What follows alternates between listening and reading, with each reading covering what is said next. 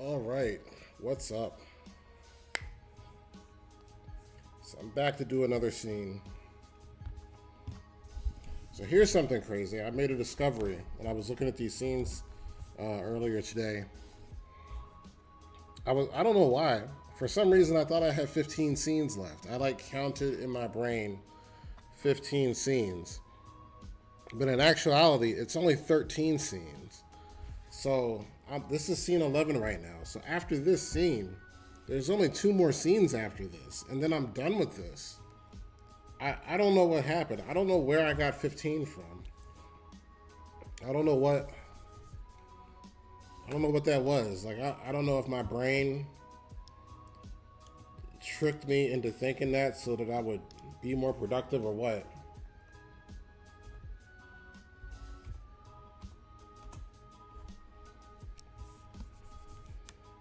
I had to double check a few times because I was like 13, but sure enough, there's like a couple more scenes after this. So the previous scene, I'm gonna come back to that after I finish the last two scenes and add all those hench guys. Because I still haven't figured that out yet. Actually, I have one of my homies sort of doing a pass on that too. Because I was like, I don't know what I'm gonna do.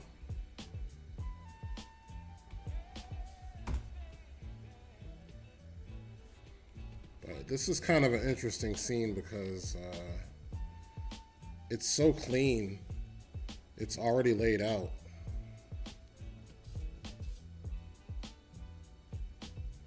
Let me fix this real quick.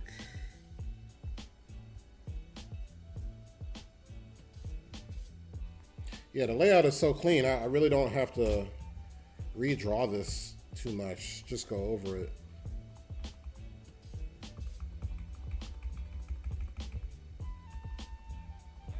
Just some of this fake lip sync. I think for our rabbit dude in the background, I'm just gonna have his eyeballs shake, but pretty much just keep him in that same pose. So this might be a relatively fast scene to do. We'll see.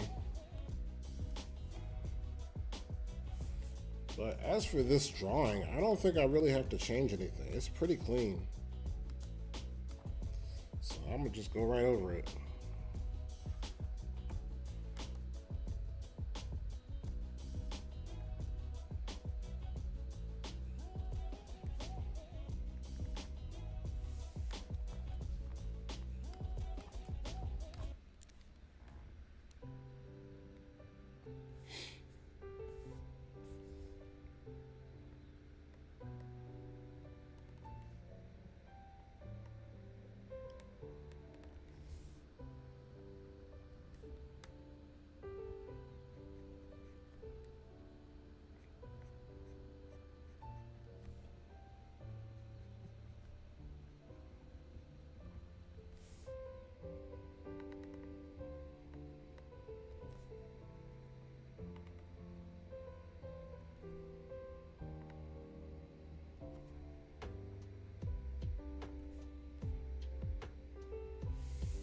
And I gotta figure out what I'm gonna do with this background. That's another thing.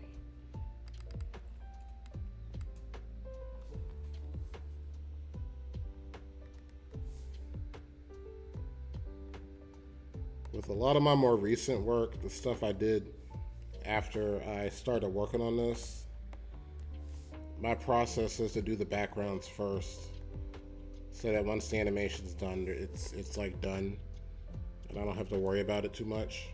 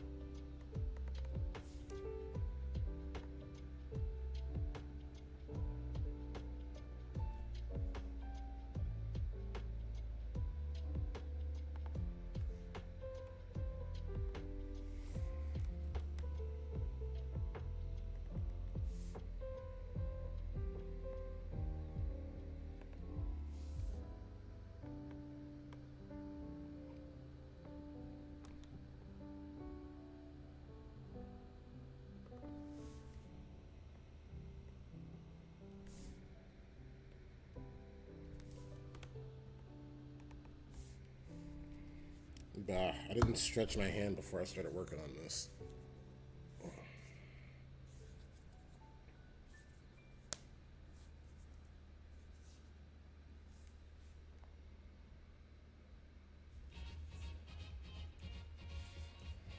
Good habit to get into is stretching your hands.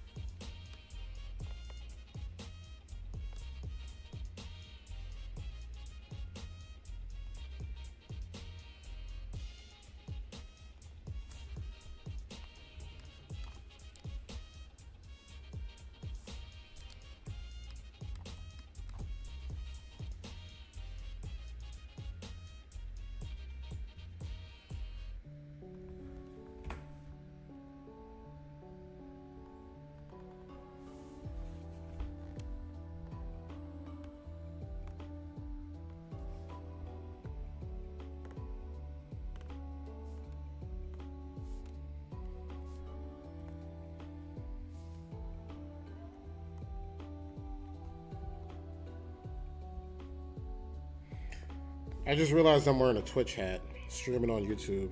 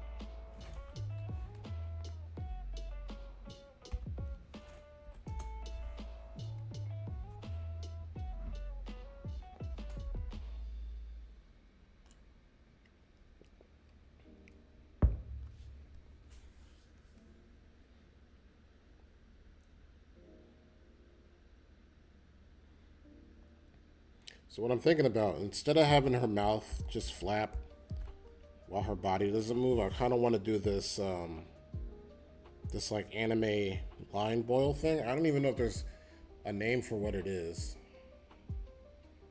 where you kind of doing lip sync with the entire body, so she's gonna kind of like pulsate while she talks. So I'm trying to figure out, like, her mouth is gonna close, so I want her to kind of like squish down a little bit.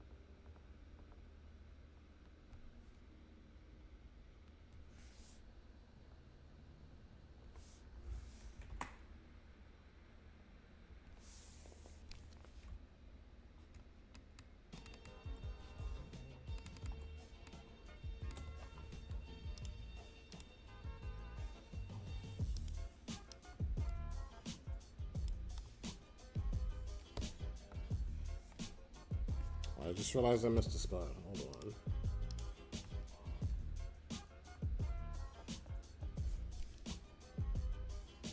Yo, Thuggy MC Battle, what's up? I'm glad you can make it. The music is, who is this? DJ Cutman, that's who it is.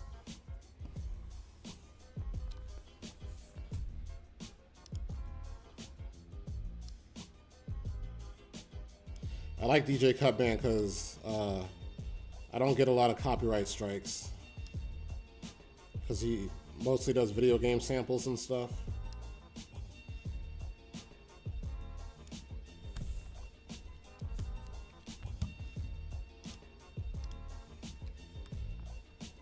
Oh, you turned your notifications on. I appreciate it, man. You're like the only person in 2026 using notifications.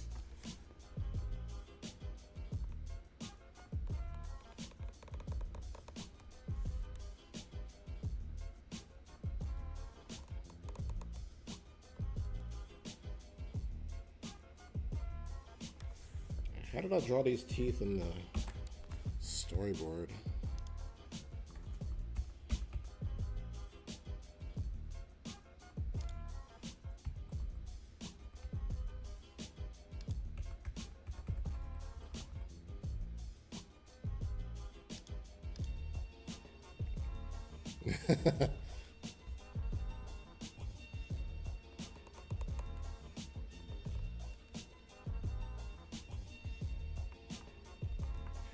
Do you still have to click the bell to do that? I was gonna tell people to click the bell, but I don't even know if that's still a thing.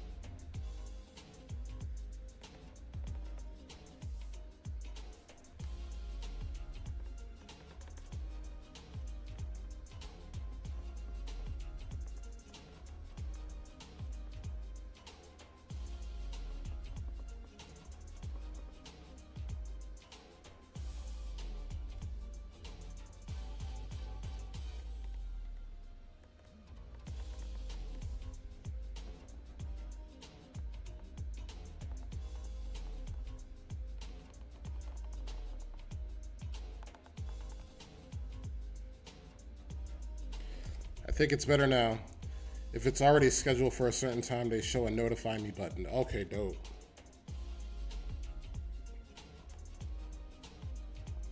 YouTube is all over the place. I don't know what works and what doesn't work anymore.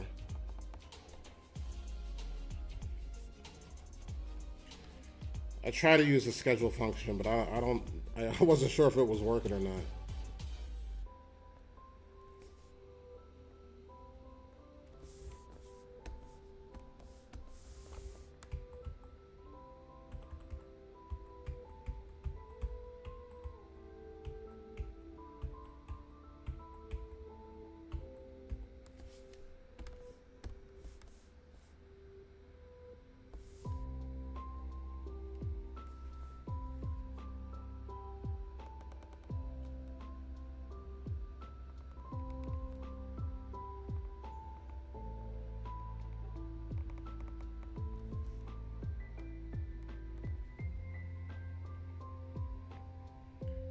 Oh, you think you did originally click the bell?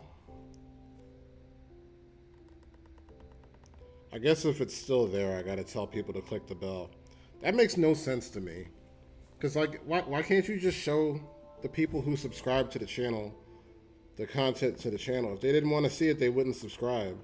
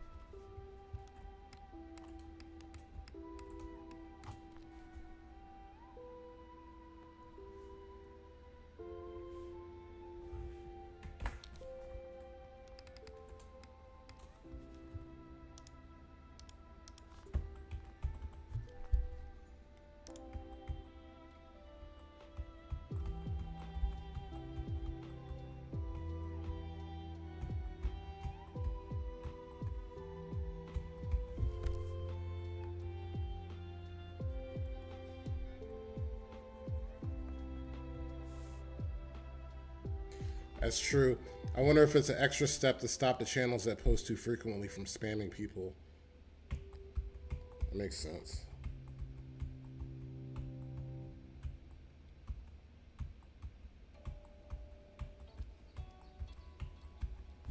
I don't think I've ever hit the notification bell for anybody though, which is actually would explain a lot.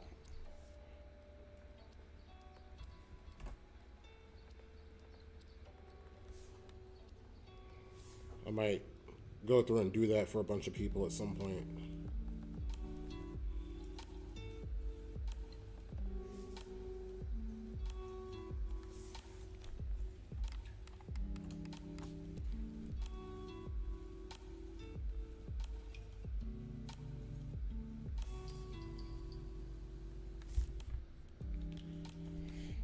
I had it turned on for a channel that does reaction videos and it blew up my phone a few times a day. Yeah, that's the other thing I'm afraid of. I'm not trying to bother people. I mean, I don't post that frequently anyway, though.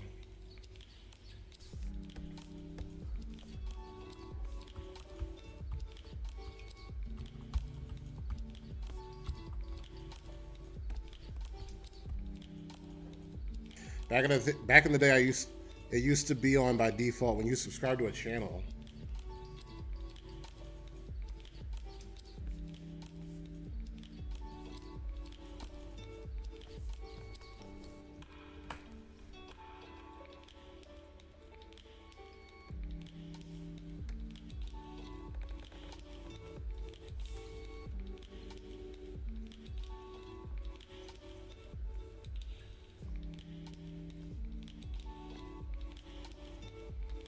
Streaming on YouTube is crazy.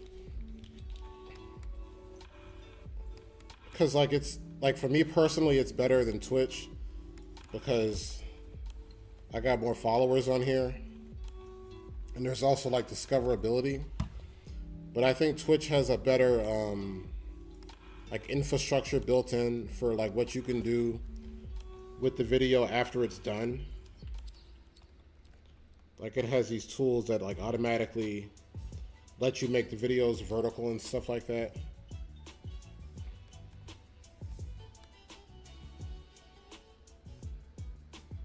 Overall, I think this has been better than streaming on Twitch.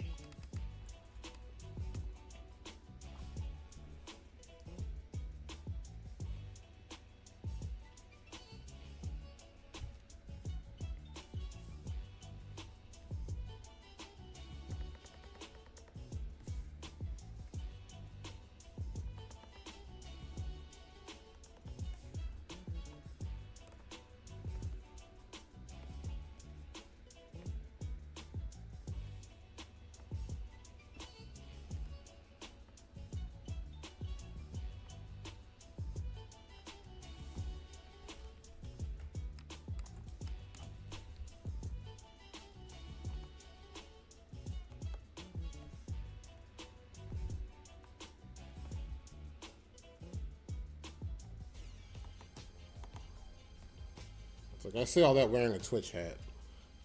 That's funny.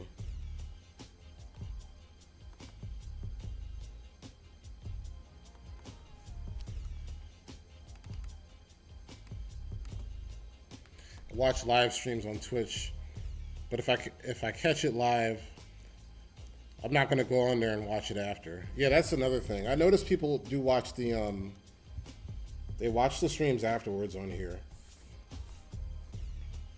which is something I wasn't expecting.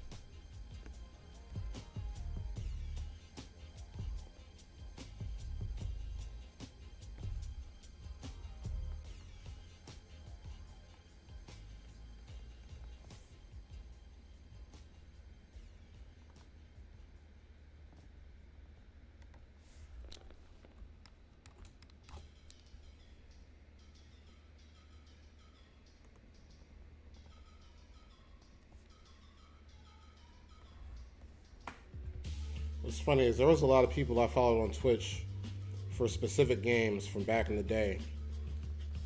And now that those games aren't like the thing that's being played anymore, I'm like, why did I follow these people?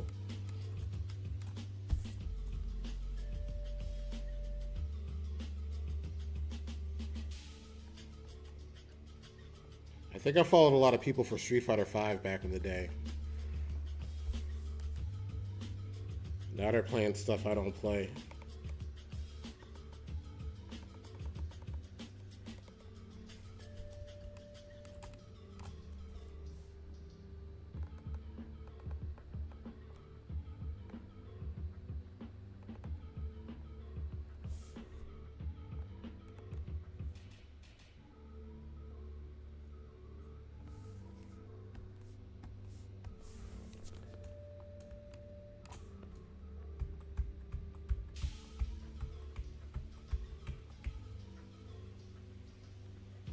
Yeah, and Destiny. Man, I got into Destiny hella late. After like everybody decided they were done with it. And I was like, this game is incredible. like long after everybody moved on. It's one of those games where I started playing it and it was so good, I had to stop playing it because I was like, this is going to be a time sink. I have to come back to this when time is not a factor.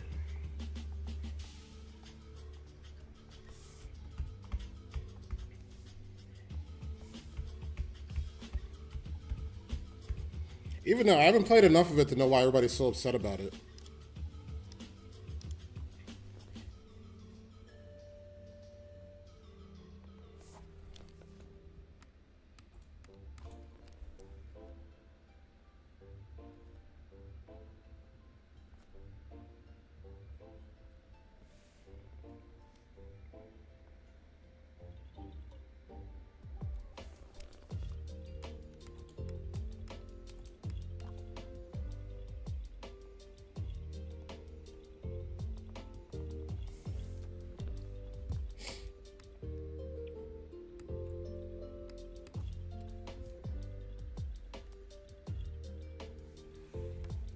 I have no idea. I enjoyed it while I was playing it, though.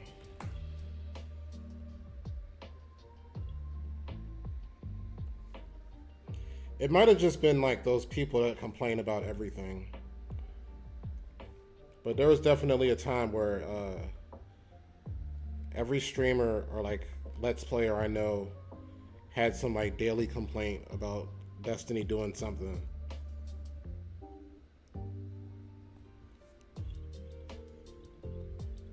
But I played it when I got my Series S. And I was like, this is fucking good.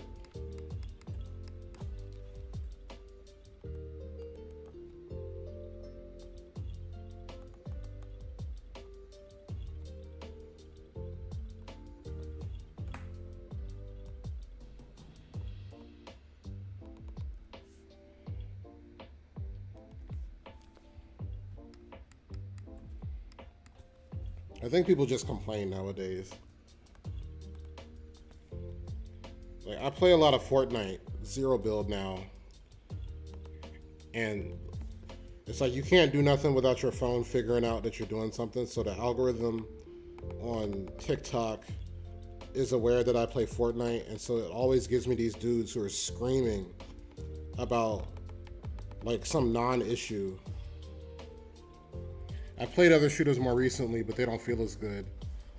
I really liked how like I think you can like dodge or roll or something, and it switches to third person. Like I was super into it when I played it. At some point I am gonna go back to it and like really dedicate some time to it. But I was like, this game is dangerous. I could see how you could sit and like play this non-stop all day, and I have to like put boundaries on those games. Like that and like Final Fantasy 14 and stuff like that.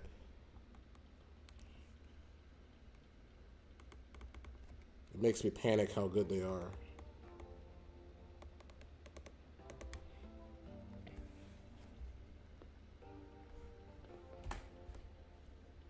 No, but I was casually playing Fortnite Zero Build.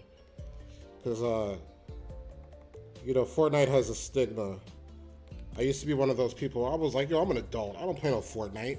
I play games for adults. I'm a grown ass man. I don't play no motherfucking Fortnite. But Fortnite's fun. Like, Fortnite is for people that like to have fun. And I don't. Well, here's the secret to Fortnite though. I play solo. I don't play on teams. I do it solo, and I keep my mic turned off. And I play Zero Build.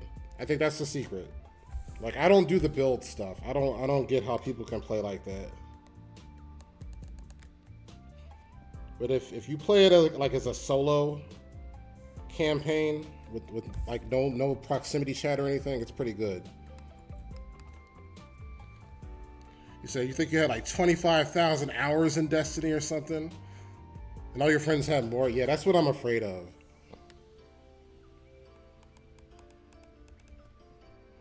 Whenever MMOs come out, I'm like scared.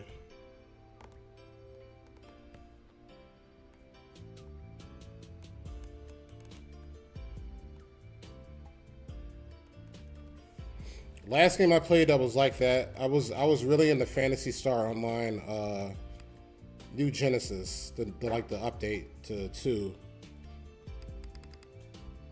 and I would play that, and I would just manage my inventory. Like I wouldn't even play the game. I would just manage my inventory, and like 3 hours would go by, and I'd be like, well, I guess I can play the game now. Like if you turn on Fantasy Star, that's like a 6-hour commitment. I had to stop playing it because I was like, I can't play this item management simulator all day. Fortnite is like most shooters for me. Even if I enjoy it, some of the fan base is so annoying it makes me not want to play. Yeah, I understand that.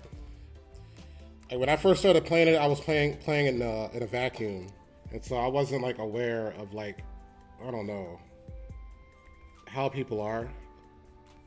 Until I started getting those TikToks, and I was like, oh.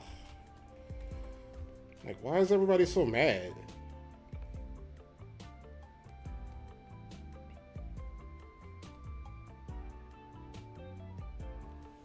But I also play that like casually. I'm not pressed about Fortnite.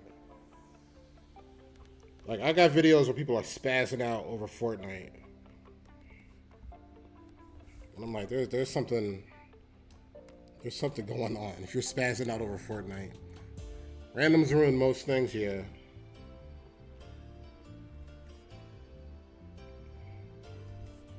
Like when I first got my Switch back in the day, I was really into Splatoon. And I was pretty much doing the same thing I'm doing in Fortnite in Splatoon, where I was just casually playing it as like a thing to play and not really taking it too seriously. And then I started winning too much, and so it kept bumping me up in rank. And I stopped playing it because the high level play of Splatoon is like way too serious. I'm like, y'all are treating this like it's Overwatch or something. Like, it was crazy.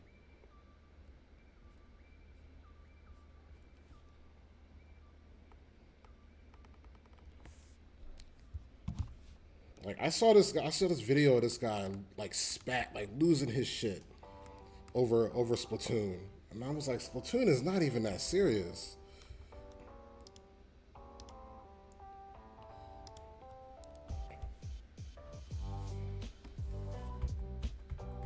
That's the problem. You have to not like look it up on YouTube and participate in the social media. You just have to stay in a vacuum.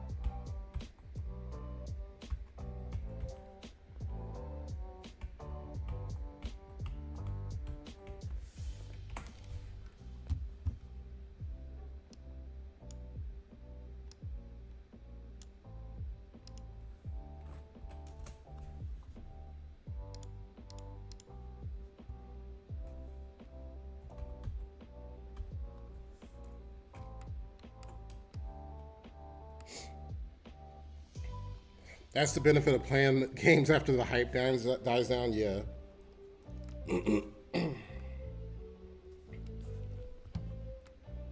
I tried getting back into Splatoon, but the problem I have is Splatoon 3 came out, and I still got Splatoon 2. And the thing about Nintendo games is like every Nintendo game is $60+, and they never go down in price. And so I was like, I'm not buying Splatoon 3. I'm gonna just play Splatoon 2. But all the American players migrated to Splatoon 3, so now it's only Japanese players on Splatoon 2. And they're playing like a different kind of game. Like, I can't compete with the Japanese players. It's not even like fun. They be playing like their life is on the line. I'm always like, yo, there's nothing at stake. We're playing, this isn't even ranked. Like, why are y'all going so hard?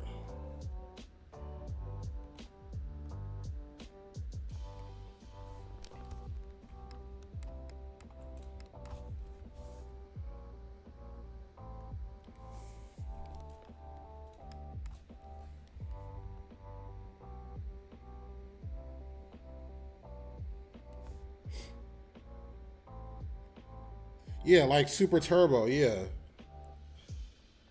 like they got $40,000 on the line or something.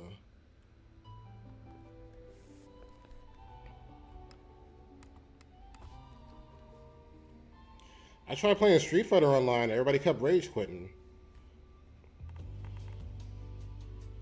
Because I have games and I forget that I have them. And I was looking and I saw I had Street Fighter Collection. I was like, oh. Like, you ever buy a game and never play it? And I was like, yo, I can't believe I own this and never played it. And then when I played Alpha 3, and I hopped on and I was surprised people were online. And I beat one guy twice. And the first time I beat him, it was super close. I had to like really try because I'm rusty. And then after that, he rage quit and closed the room. And I was like, bro, come on. You can't lose one time?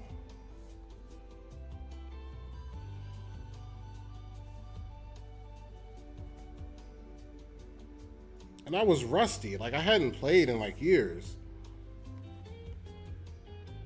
Buy hella games and don't play them. No, there was a point where I like had disposable income and I would just buy games when they came out, and then I'm discovering that I have them now. There's too many games to play.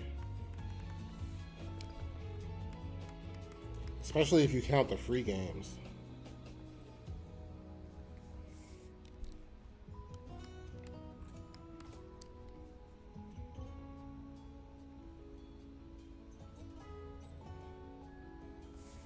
Like, I feel like I say this every stream, but I'm still playing Breath of the Wild on Switch. I'm like finally at a point where I can go to the castle, but I feel like I've been playing Breath of the Wild for like 3 or 4 years, off and on.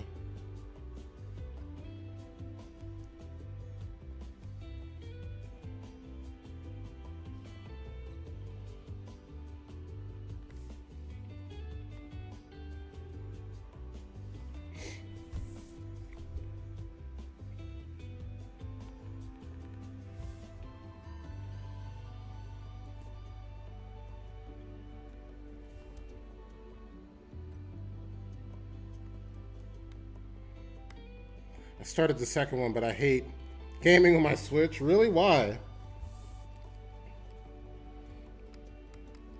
I don't mind the Switch. The only problem I have is trying to play online games.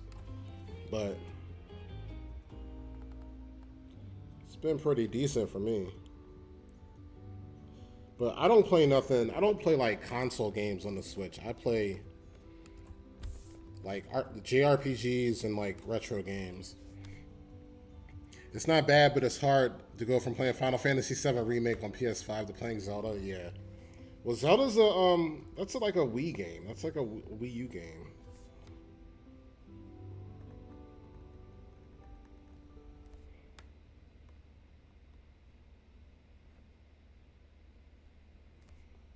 No, I'll play on Switch for like 2 weeks, and then when I switch back to Xbox, it like looks incredible.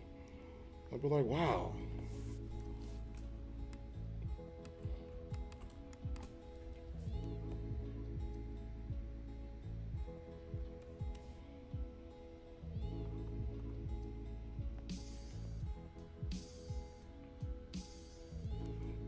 I bought that Xbox against my will. The only reason I have an Xbox is because at the time I couldn't find a PS5. And now I'm like locked in. I'm grandfathered in. I bought too many games for it.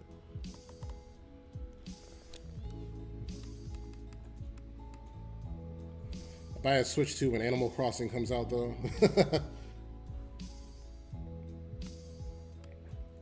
shit is like crack.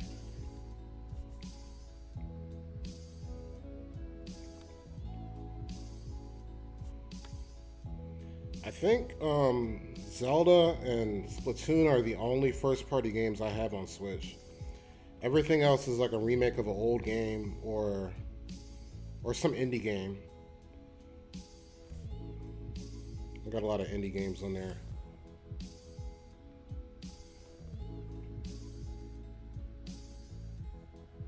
I played the Super Nintendo and Game Boy games on there.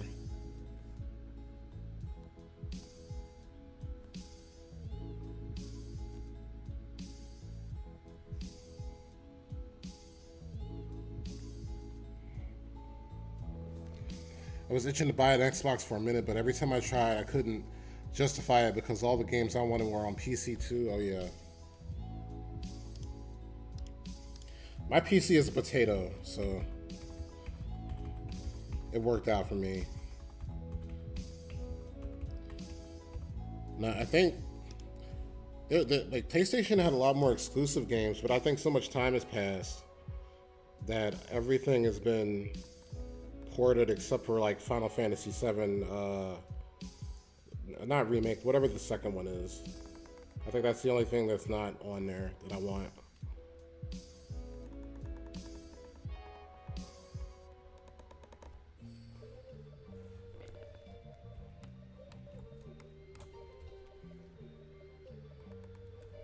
Plus, I'm like overwhelmed with the amount of games I got to play just on PC alone.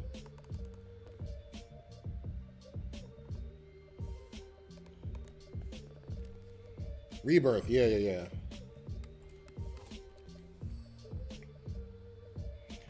And I still got hella PS4 games. My PS4 is still hooked up, but I kind of don't play it too much because it sounds like an aircraft carrier about to take off.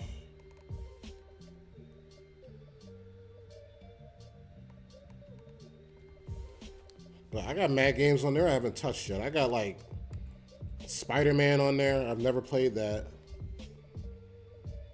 I think I got Final Fantasy 15 on there.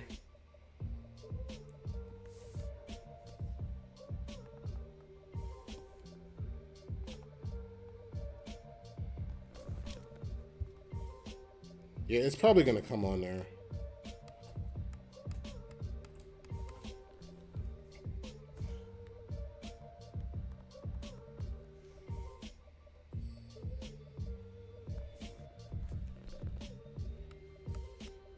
I was talking about hooking my PS3 up because I was on Twitter and everybody was talking about PS1 RPGs, and I remember on PS3 before the day before the PlayStation Store closed down on there, I bought a bunch of PS1 RPGs. It's like I hooked it up just to buy those RPGs and then unhooked it and never played it. So I got like Parasite Eve 2 on there. I got Xenogears. Like all this stuff I've never touched. I like my Steam Deck. It's kind of like a Switch, but with more games and they actually go on sale. Yeah, right. That never going on sale shit blows me.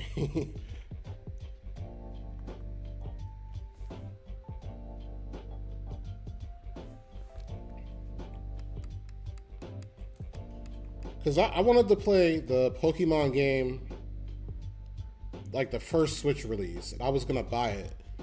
And that thing is still $60. I think it came out maybe like 5 years ago. It's still $60. It was like the one before all the other ones came out. There's like a bunch now, but I was like, I haven't played a Pokemon game in a while, and then I was like, oh, that's why. Games in the store will say whether or not they're verified as playable on the Steam Deck. Bought a Switch game once to play on a work trip and didn't realize the text was going to be too small for me to play on the handheld. Oh my god. Yeah, that's a problem too.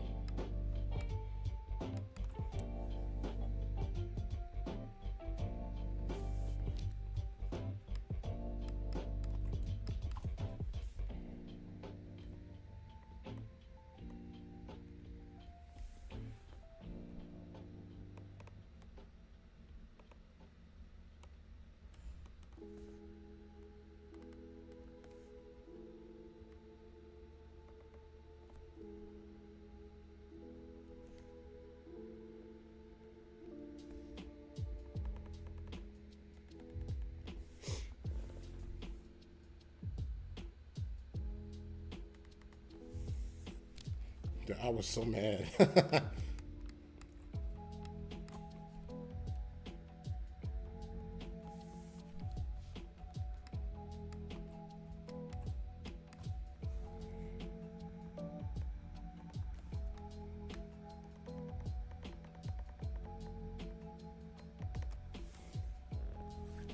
Yeah, there are certain games I would never buy on Switch. I feel like there are some games that were like made for Switch, but nothing.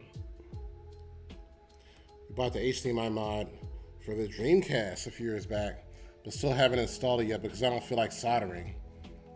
Might do that this spring. I had a Dreamcast way back in the day. I think I sold it though.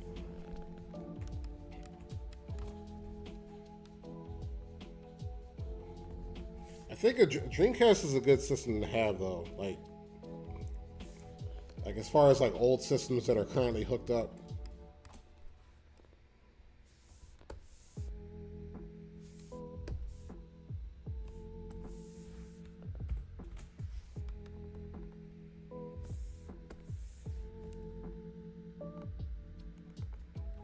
Somewhere. I still got a bunch of bootleg Dreamcast discs in here.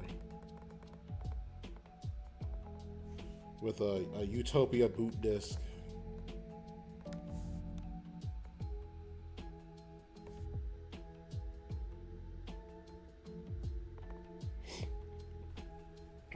You have two. My original and then a second one you bought in college.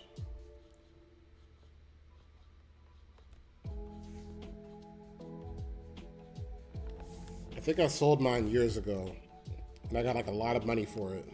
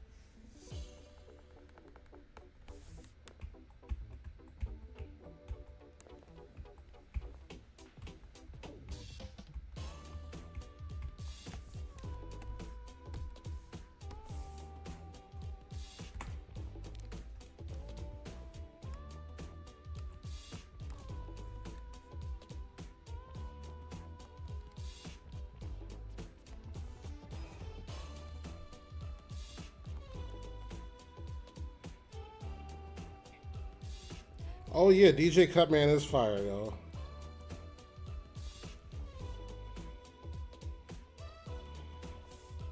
I think he streams like 24 hours a day. That's what this is playing right now, is a 24-hour stream.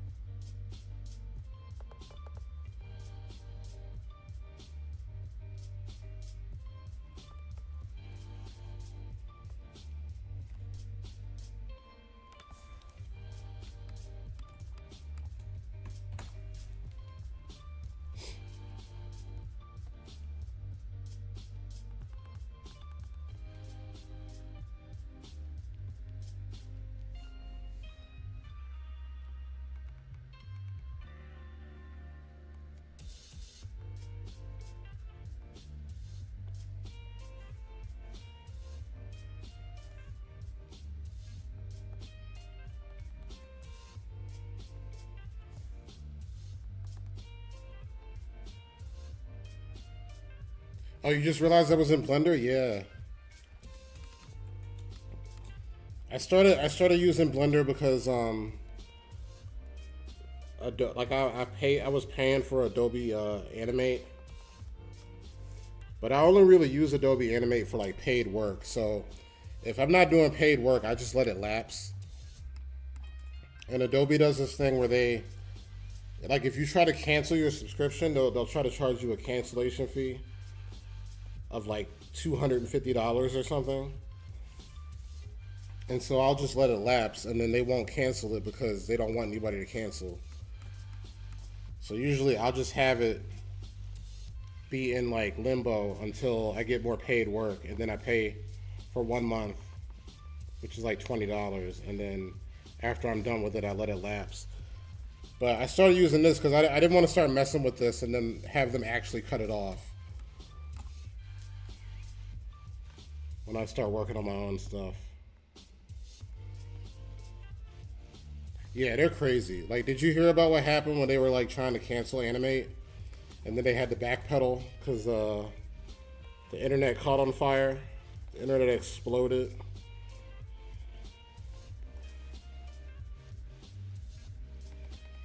Everybody was posting pirated links, and their competitors were like having discounts and stuff. And they were like, "No, we're not discontinuing it. No, we made a mistake."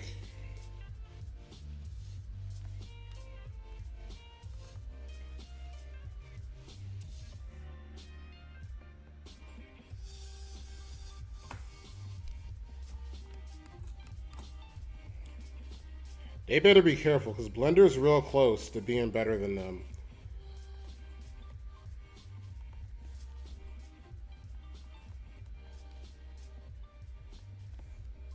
Because back when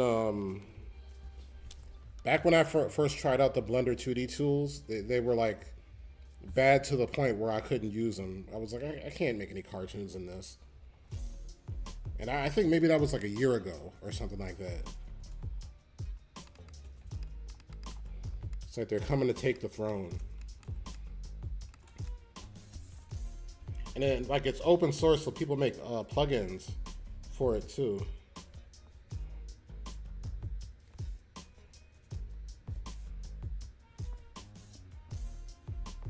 And I'm the type of person, like, to actually learn the program, I have to do like a real project with it. So I just decided to do this in it.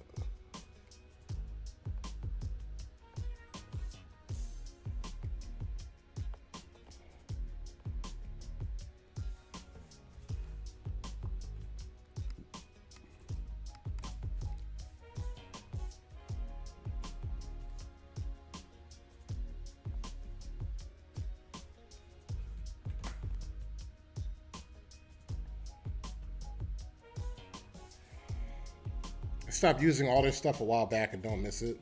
Adobe Animate is the only thing I was using, or I'm still using from them. I'm doing, like, I'm on DaVinci Resolve for editing. I use Clip Studio Paint for like Photoshop stuff. Because like Photoshop used to make me mad like every day. I would get so heated over Photoshop. Because like some days it would just like do what I needed it to do, and then some days it would just like not do it. Or if I was like messing around and playing around in it, it would work. Oh, what did I just do? Hold up. What have I done? I like hit some random keys and I messed everything up. What did I do? All right, hold up. Yo, I don't know what I just did. Man, I was just talking about how good this program is. Hold on.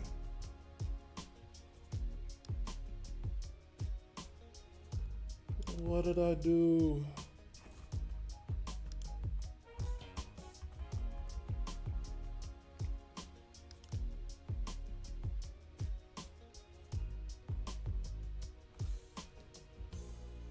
What did I do? What did I hit?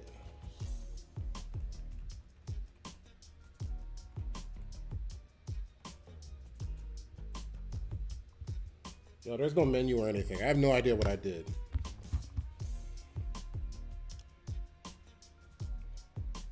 Crazy. Let me see if I can fix this. Hold on, I'll be right back. I think my mic is still working, right? Yeah.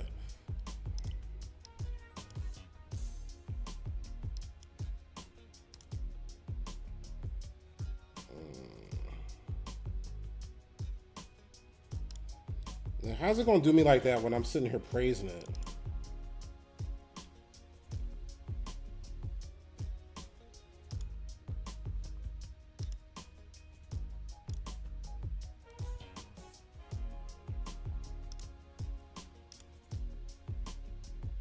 Okay, we're back. We're back. Yeah, I don't know what I just did. Okay, so I spent all that time talking about how good Blender is. The only issue I have is that sometimes, like I have like built-in Adobe Animate shortcuts, and sometimes if I accidentally like do them in Blender, it'll mess up the whole file. So I don't know what just happened. I think I gotta redraw a little bit of this, but that's fine. As long as I didn't lose the whole file.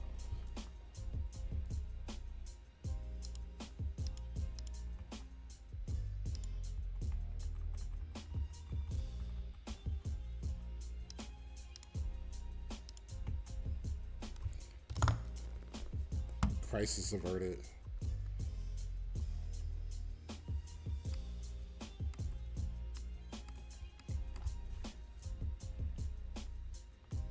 Like all the keyboard shortcuts are different, and sometimes I have a brain slip and try to do a flash shortcut, and then the whole thing will crash.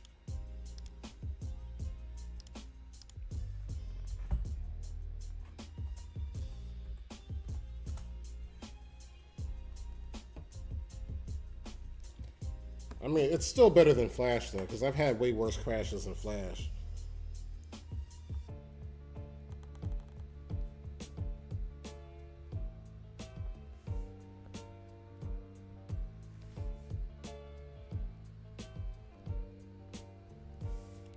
Why does this seem thicker?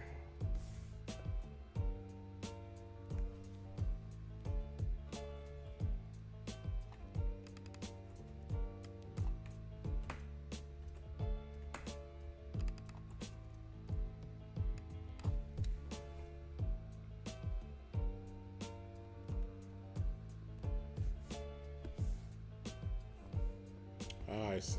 Okay. Yeah, Flash PTSD. I like when I was working that day job, I had days where I would like spend the entire morning animating something, and then Flash would crash, and the whole thing would just be gone. Like I would reopen the file, and it would just be a blank timeline, and I would have to like take a break and go take a walk because I would be so heated.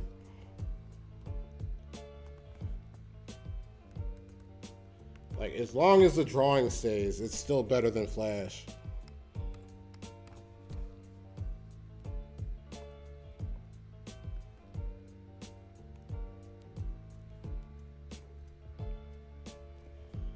Flash would be on some mess where like you move around and then you navigate in it too fast, it's gonna crash.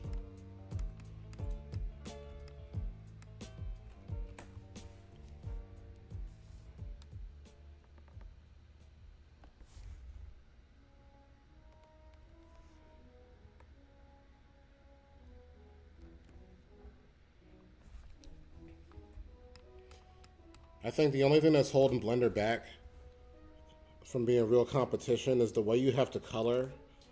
You have to use the material editor in a weird way, and all your colors have to be materials. And I've heard somebody say that they've got a plugin where you can just sort of use a color picker or something, but I gotta find it and look into it.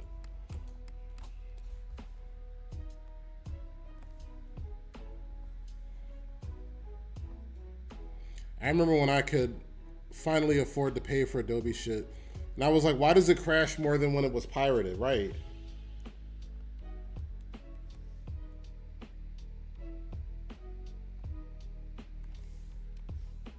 That's how my Photoshop was. I was like, why is this like paid version of Photoshop worse than Photoshop CS6?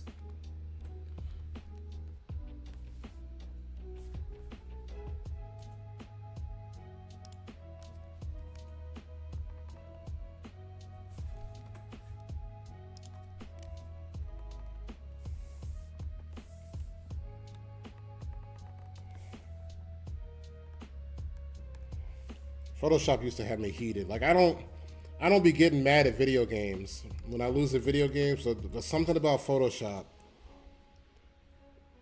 Even compared to when Flash would crash, Photoshop would like have my blood boiling.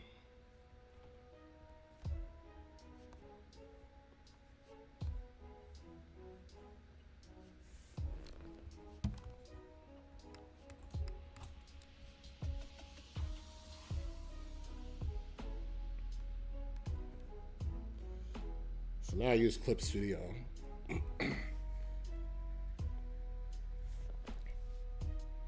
You said Autodesk is just as bad as Adobe? Yeah, at some point I'm going to actually mess with the 3D portion of Blender.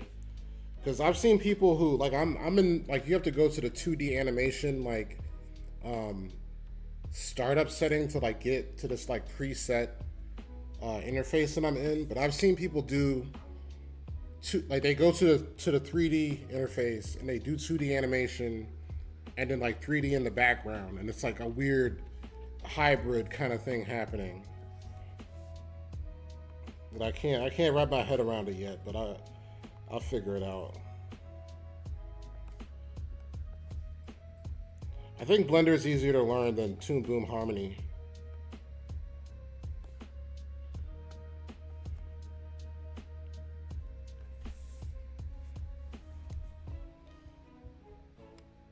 And Toon Boom Harmony is really good, but it's not intuitive at all.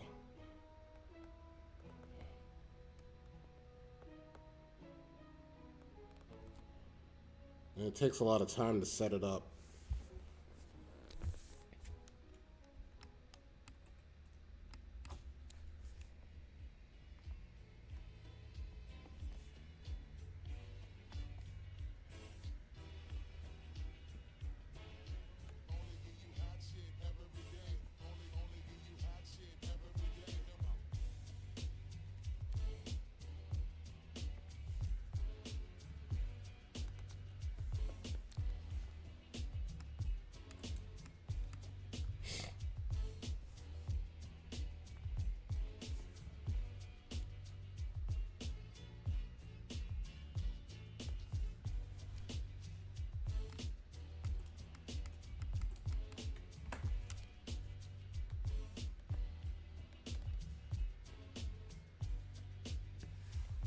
Because of my PTSD using Flash, I try to save like every 5 minutes.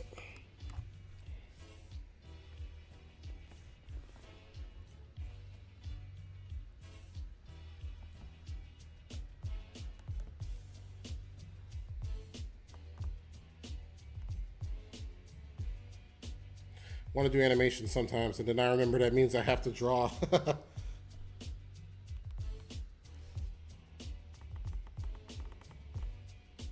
That's the fun part, though.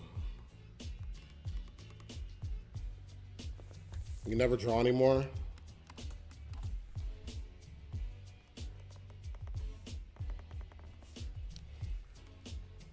I'm trying to draw on a sketchbook more.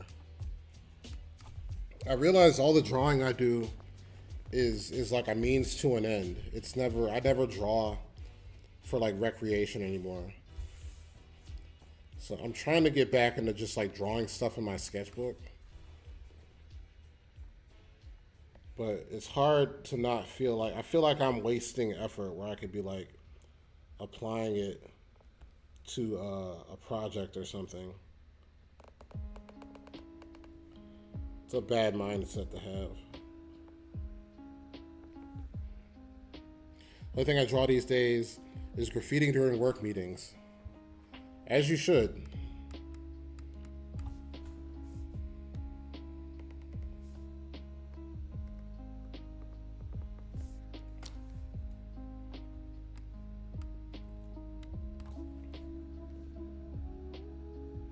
I was looking through my old sketchbooks and I was like, how did I fill these up? Like, how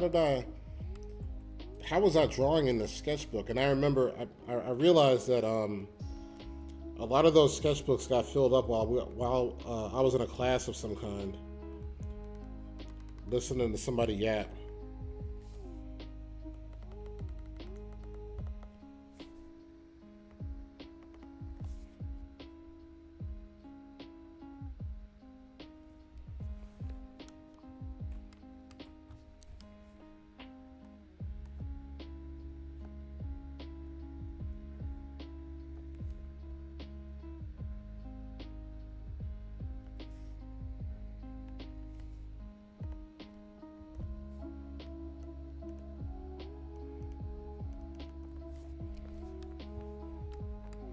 And doing these like really close in betweens takes so long.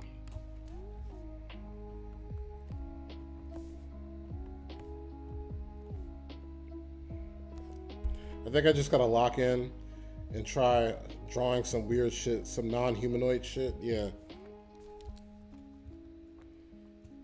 You just have to like open the blank page and just like draw what you feel. Try to like untether it from having like an end result.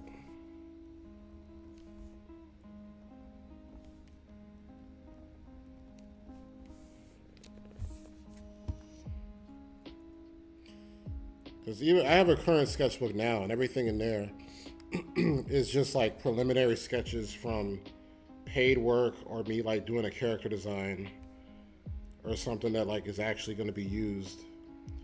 And it's full of storyboards too. There's no like fun like exploration or just like just drawing without thought or pre-planning in it.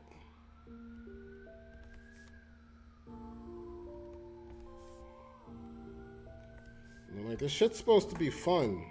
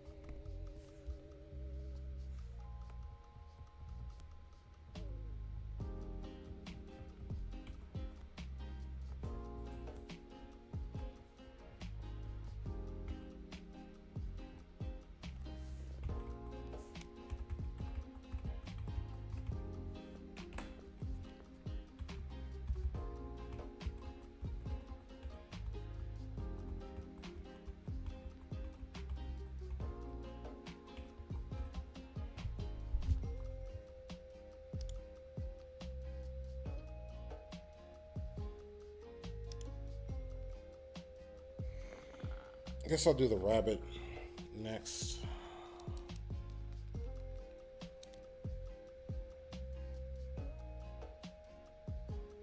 This is so weird because there's no dialogue on this scene. Like, it's supposed to be like she's talking, but there's no actual dialogue because there's music playing. And so it's almost harder than not having any dialogue because I have to just make up a bunch of like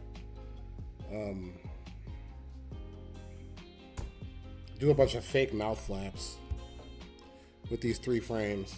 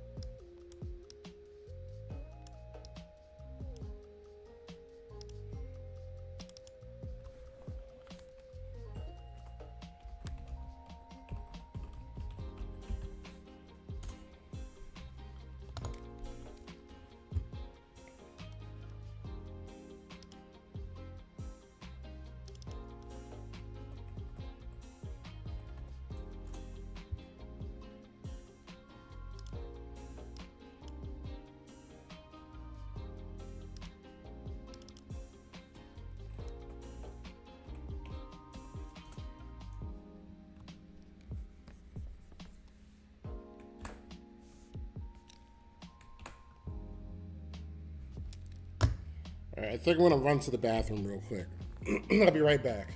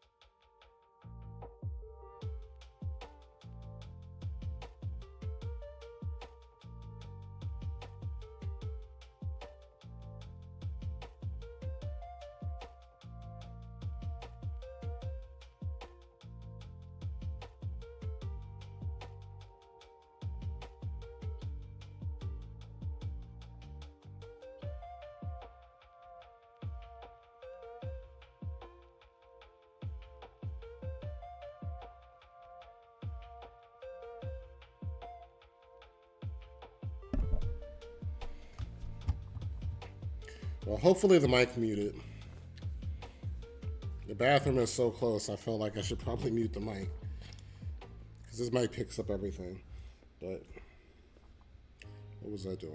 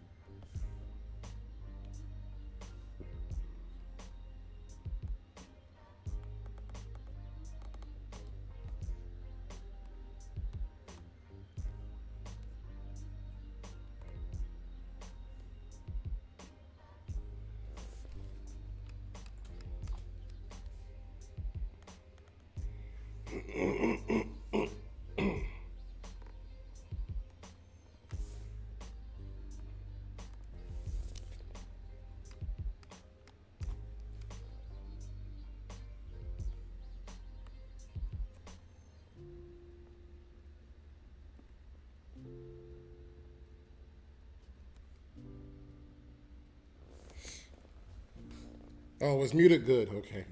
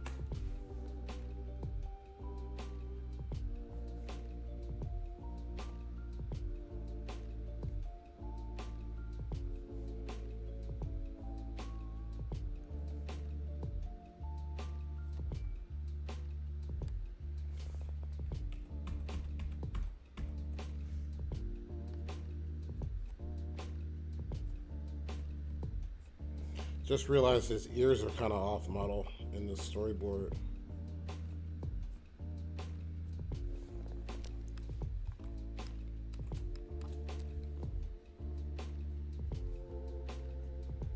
Well, off model, even though I haven't made any model sheets for these two yet.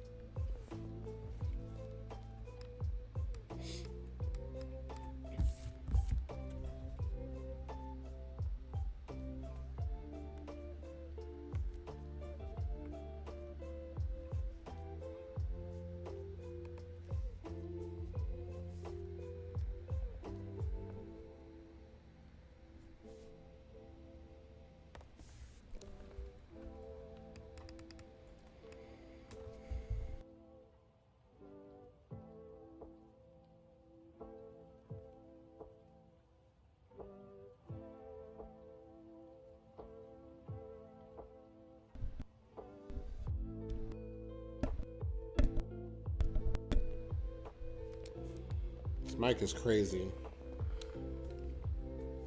I think this is the second Yeti mic I've bought.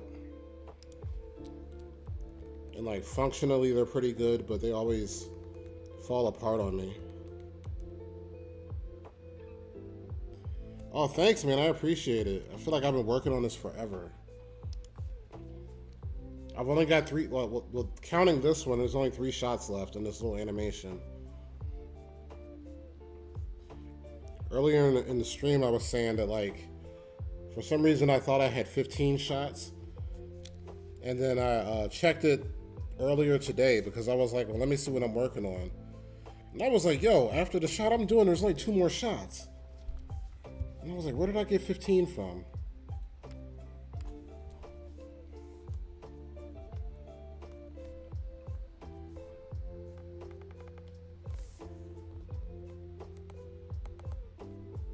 It'll be nice to finish something that's not client work.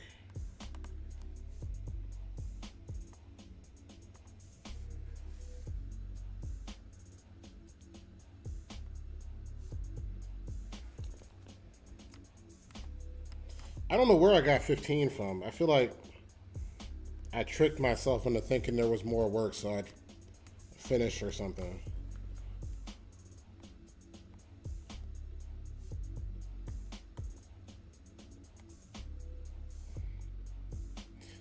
Yeah, it's always nice when you're further along than you think.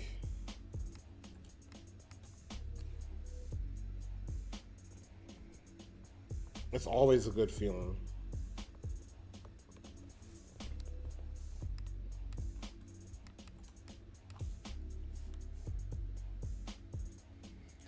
had so many random things that are like 15% done.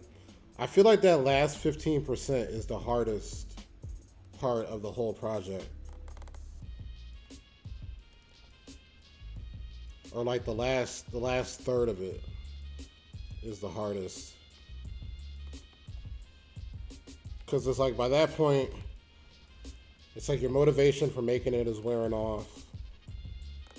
And you've been looking at it for so long, so it kind of doesn't look good to you anymore. You start questioning, you're like, why am I even making this? But it's like, you gotta finish it.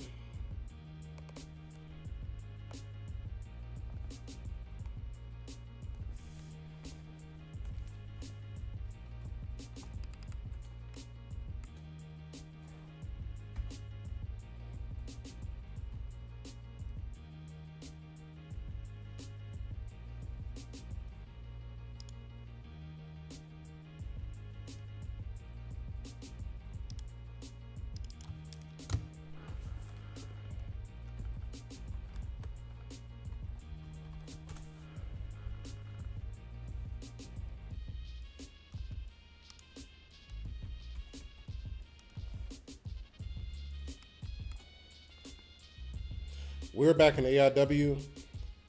I had done like so many animated projects that like just never got finished. I think that's another reason I'm so pressed to finish stuff.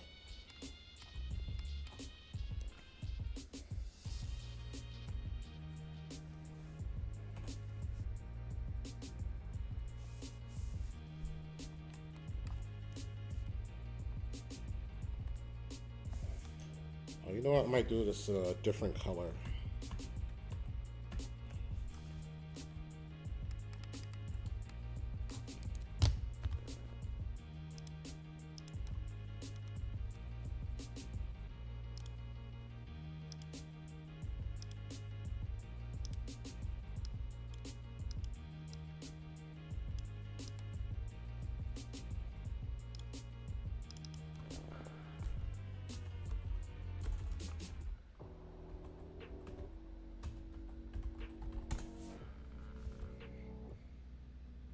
I think I'll go back to doing more stuff on paper, or does it not make sense economically? I've been thinking about it actually, because like the problem is that like when you're drawing it, I think that like the process is faster and better on paper, but then the process of going from like paper to the computer is what slows you down. I think I do a lot of like PNG tuber stuff where it's just like 4 frames of animation. So I think if I do some of those, I might go back to working on paper. Because I still got a stack of paper right here, and I have my light box back here too. I might just do something to mess around, just because I have the material still.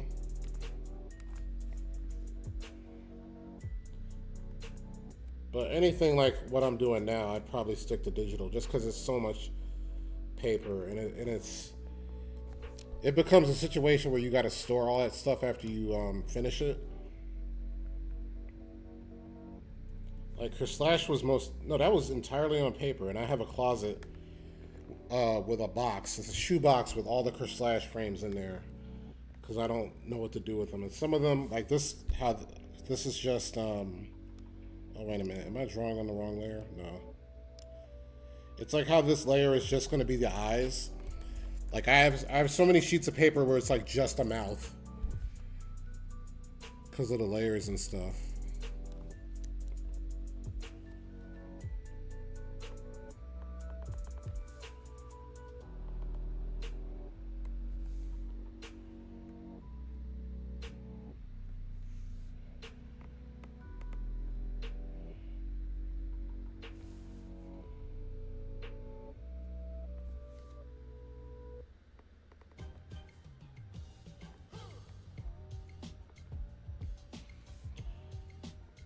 I do miss animating on paper though.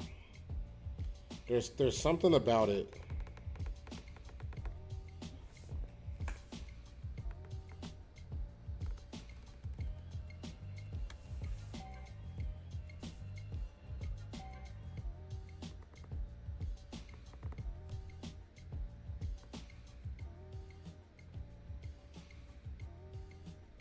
enjoy all my hobbies offline.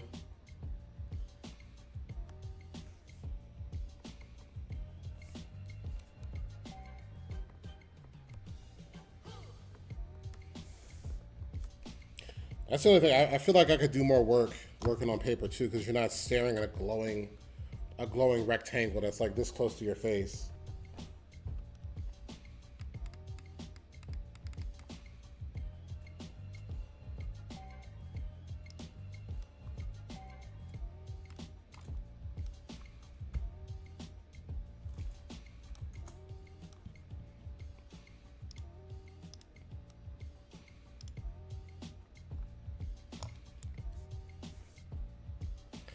If I do more comics though, which I will, because I got like a whole ass book series to finish. I want to keep doing that on paper. I had a good time doing that on paper.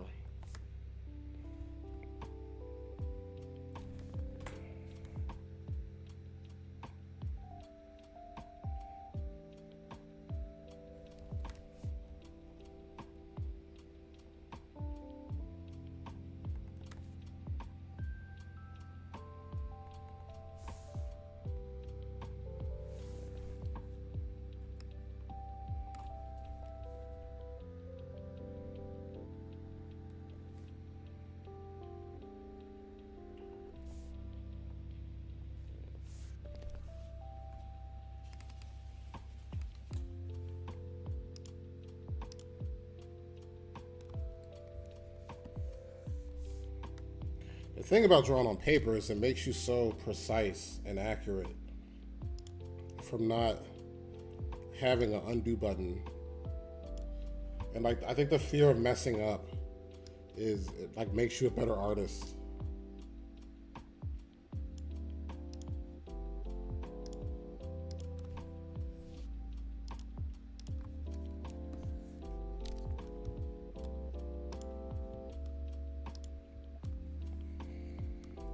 I've been dealing with the tech industry stupidity enough that I've probably got a webcomic's worth of crazy experiences to go off on. That man, you should do that. Everybody's at that point now.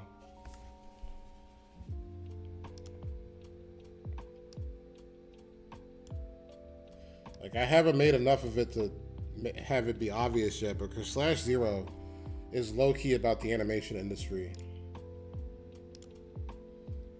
Like, that's 100%. So that's how I felt about doing film photography. Man, film photography is so hard. That's one of those things where I'm like, man, I'll never get this down. Like, I took photography in community college, and I was terrible at it.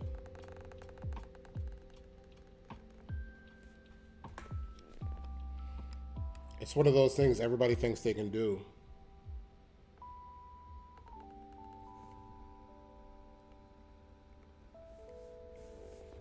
And I was doing it before digital cameras were a thing. It's like we had digital cameras, but it was still film processing. And like going in a dark room and stuff.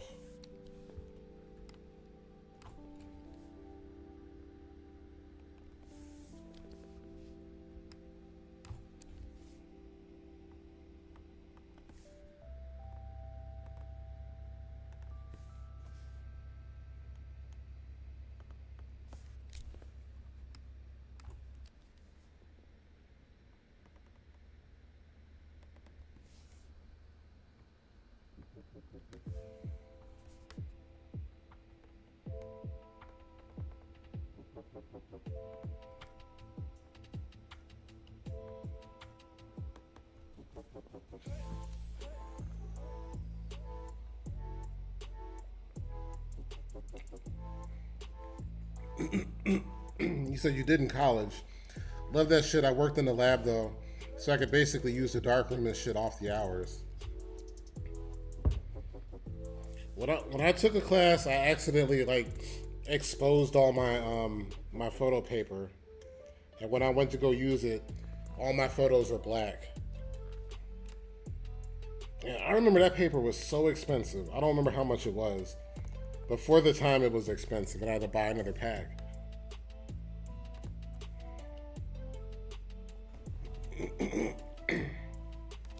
So you do photography for a living, but after shooting some weddings, you're like, nah, I'm good. Yeah, that'll do it.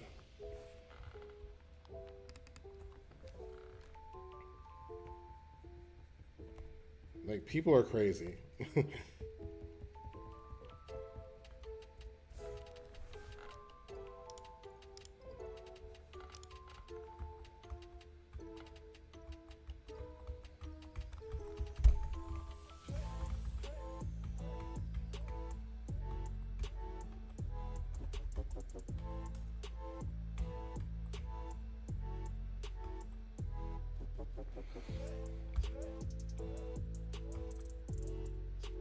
I might be able to get away with 2 frames for his eyes. I just want his eyes sort of like vibrating, like boiling.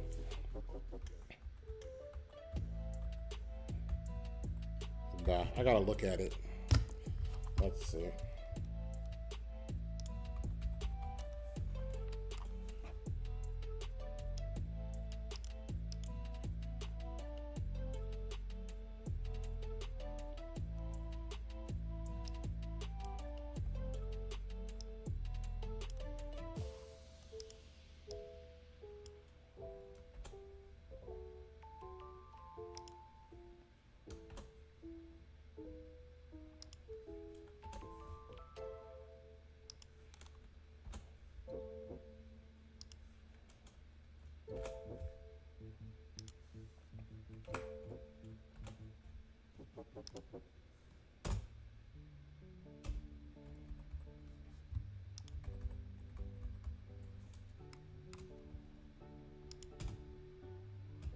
Hmm.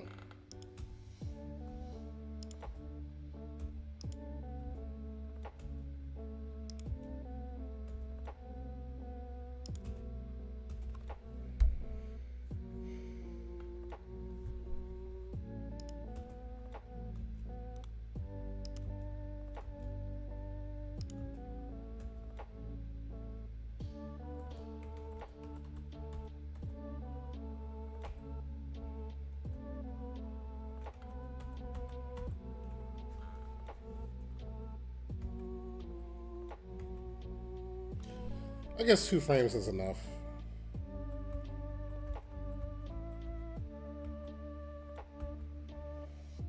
Because you're supposed to be looking at Alice anyway, so I think that's fine.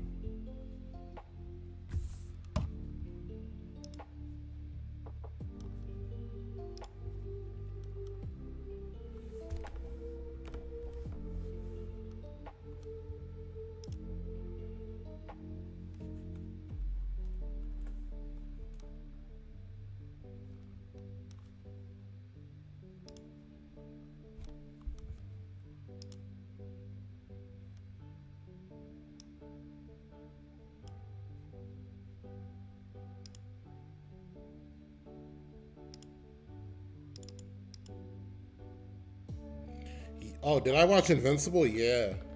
I watched the whole thing. I thought it was dope.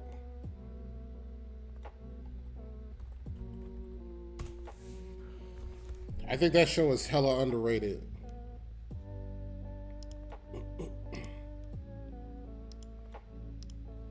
Like I saw people complaining about the animation on like Twitter, and I don't know what they're talking about. Like honestly, I haven't read the comic book before, but I think like Invincible is one of the best animated superhero things, like except for like Justice League and stuff like that, probably ever made. It's like so good. Watched all 3 seasons in a week or so. Like I watched season 1 back when there was only 1 season, and then season 2 came out, and then I started season 2 when season 3 came out, and then I just watched season 2 and 3 all the way through. And usually, it's hard for me to marathon a show, even if I like it. And I was watching like 3 episodes a day on that. So I was like, yo, this dude Mark can't get a break. He never gets a break.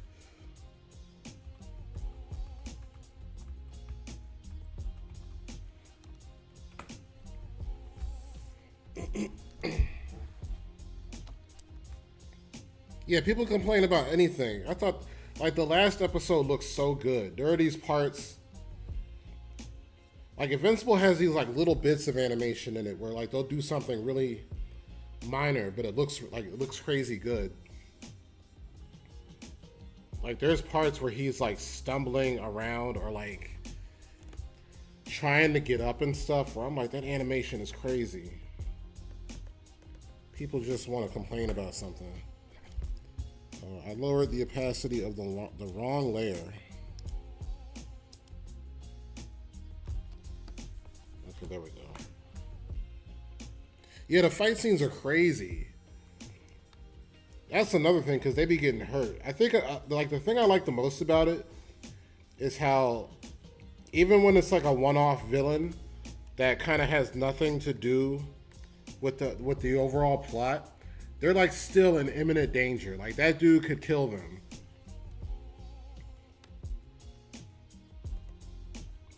Like that. Some of them actually did get killed, and I was like, damn.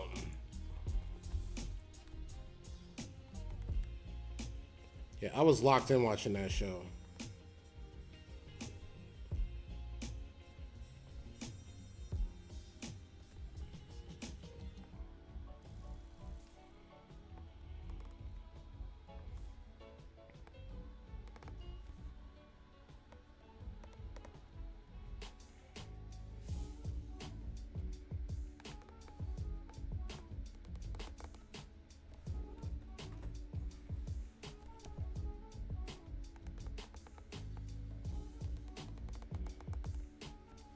That last dude he fought, I think another thing is I didn't get spoiled.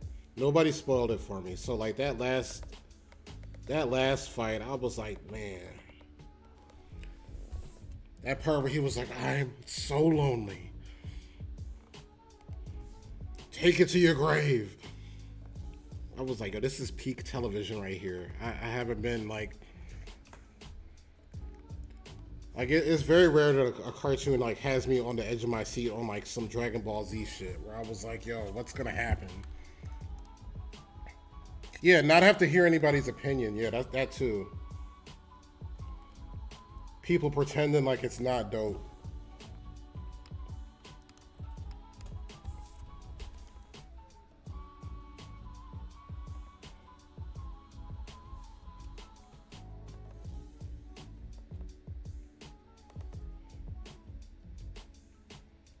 Yeah, nobody spoiled it for you. That's good. I don't know how I managed not to get spoiled.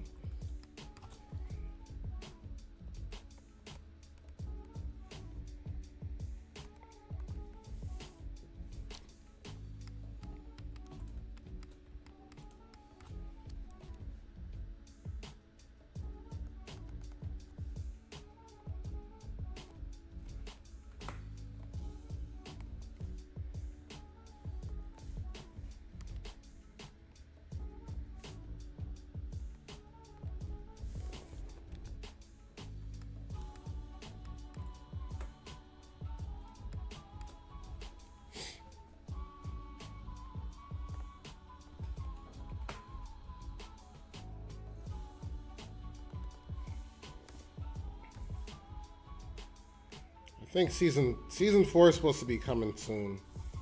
I think I saw a teaser or something for it.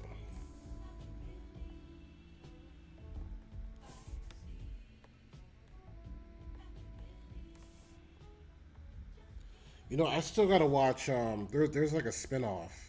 There's like an OVA where it's just what is her name? Mark's girlfriend. Where it's just about her. I cannot remember her name for the life of me. But it's just like, I think it's like one movie or like a couple episodes or something. You just reminded me about that. I'm like, I got more Invincible to watch.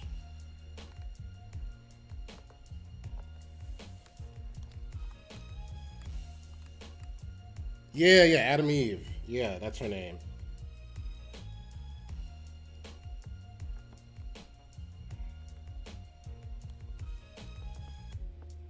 I was saying this last stream, but there's too many shows to watch. Between anime and American shows, there's like too many. It's like between trying to catch up on shows and trying to like beat video games. Oh, you think you saw that in your list when it dropped and forgot about it? I might watch it tomorrow, yeah.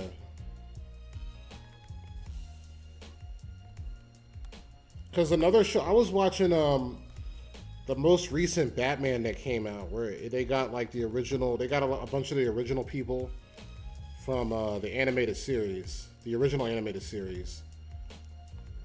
And I think it's on like Prime or something, where they got the new the serious version of Harley Quinn. And I was kind of like, when it came out, I was like, how many times are they gonna remake Batman?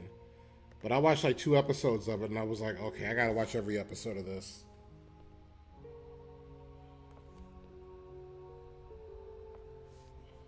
I don't know how they keep remaking Batman, and then like every remake is good. So behind on anime, me too. Yeah, Batman and the Cape Crusader, yeah. That show is like really good too.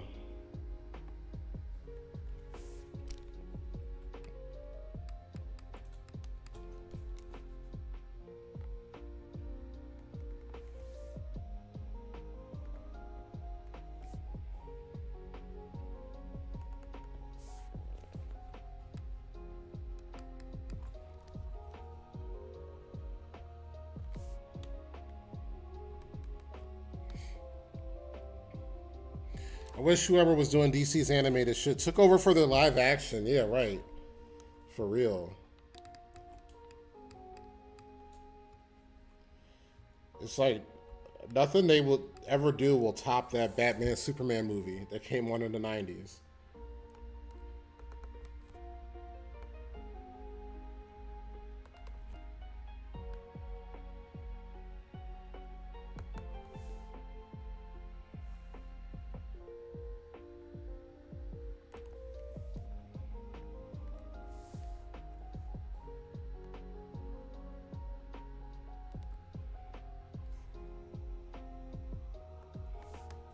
Oh man, you know what I gotta watch? I gotta watch X-Men 97. That's the thing I need to like stop everything and watch. Cause I've been complaining about like a remake for the X-Men for years and years. Everybody had to listen to me complain about the X-Men and how I was like, I wish it looked like this, and I wish they would remake it, and I wish they would do this. And they actually did everything I complained about, and I haven't watched it yet. Mostly because I don't have Disney Plus. But I watched the first episode because I pirated it. And I was like, this shit is exactly what I asked for. And I need to watch it. I've seen clips from it too. That's one of those shows where they done spoiled it for me, but I'm still gonna watch it. Yeah, it was dope.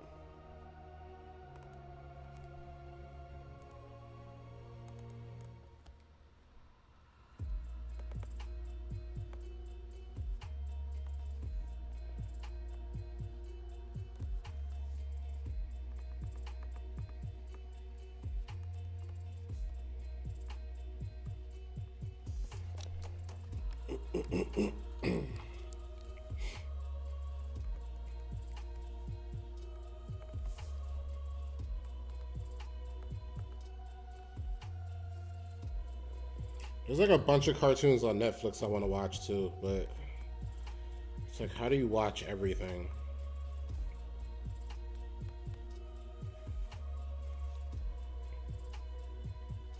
I gotta catch up on Gachiakata. I was reading Gachiakata before anybody knew what it was, and it's crazy to me how it's like a mainstream thing now. The anime done passed where I was reading, so I was like, I gotta catch up on that.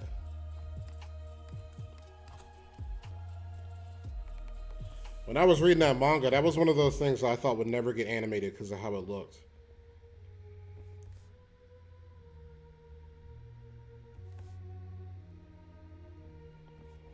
I think it's crazy that the anime looks just like it. Like they didn't watch the few like what you saw.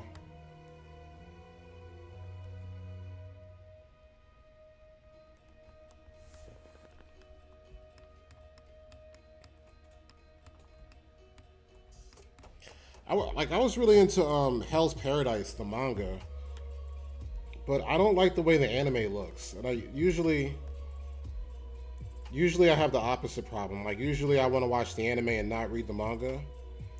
I don't know if it's because I read the manga first, but I feel like the way the anime looks doesn't match with like how the manga looks. And I had a idea in my brain what animated Hell's Paradise would look like. And it looks like it's real bright and shiny. Oh, Solo Leveling? Yeah, I binged that too. I think that's an underrated show. People talk about Solo Leveling like it's not good.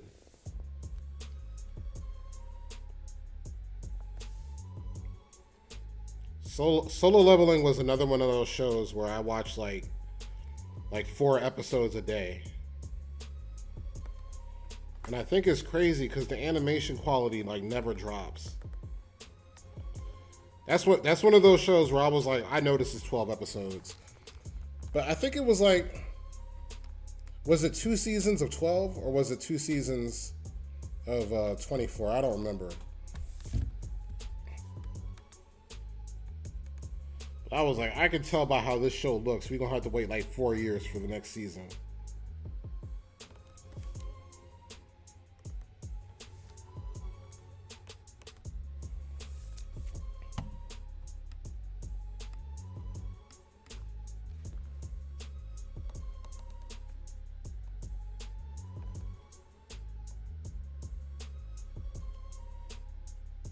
Two seasons of 12, yeah.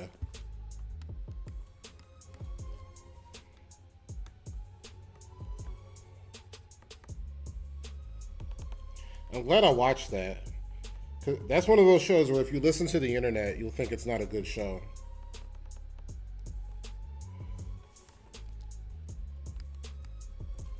Like, I think they do a good job of having a fight scene every episode and never like peaking in their action.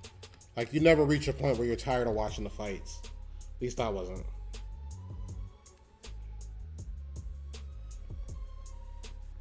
And even though it reaches a point where dude is like super overpowered, I still felt like it was possible he could be killed. Like I never felt like he was like so overpowered that like he couldn't be killed.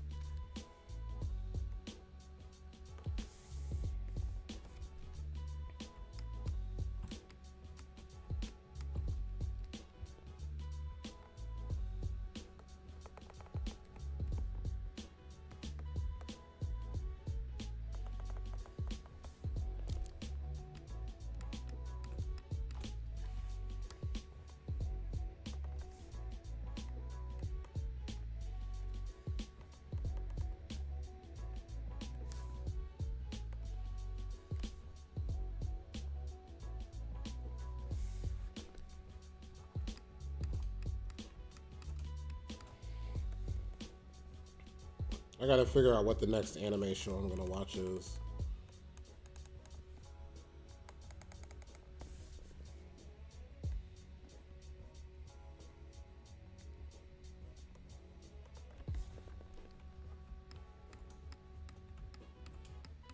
Oh, you know what else I gotta watch? I gotta watch Dragon Ball Daima. That's another show I gotta watch. I've been thoroughly spoiled, but I still haven't like sat down and watched it. Because I can never be mad at new Dragon Ball. I don't care that they're kids. I will watch that joint.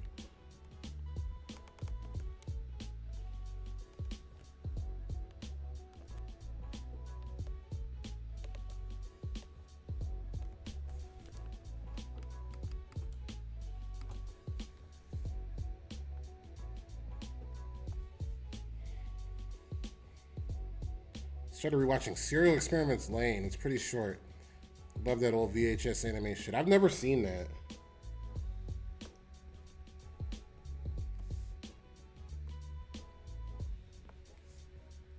That's another problem. I got like a bunch of old stuff I still haven't seen yet. Yeah, any new Dragon Ball is an instant watch.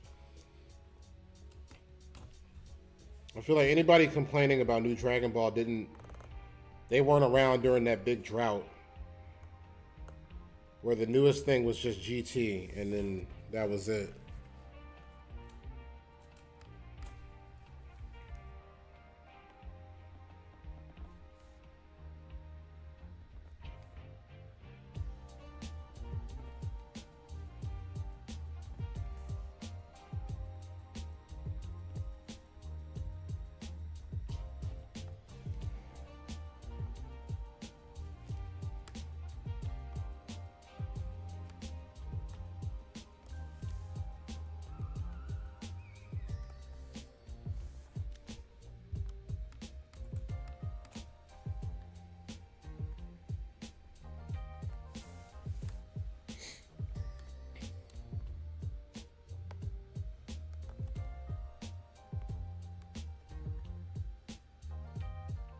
First time I watched Serial Experiments Lane, I think it was like some 240p real player shit back when I had dial up. That's the OG. That's how I saw Dragon Ball GT.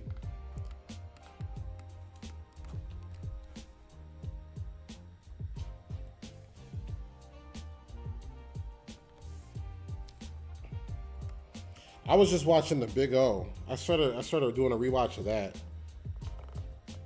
That show was dope.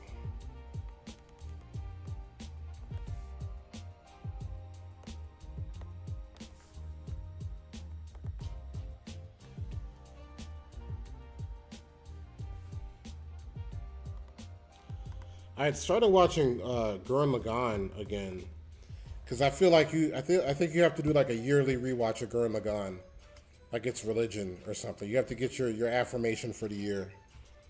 But the only version I think available is the Crunchyroll version, and they got like the most low resolution, like bad quality. Oh, the Big O. The problem with the Big O is that I think even like there's a season 2, but I think it ends on a cliffhanger still. But it's still dope.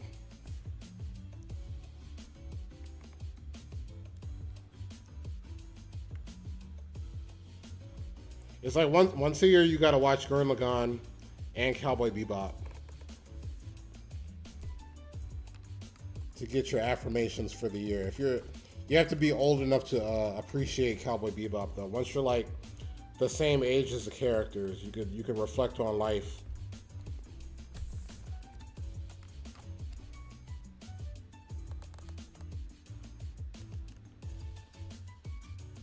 Bebop hits different when you're old.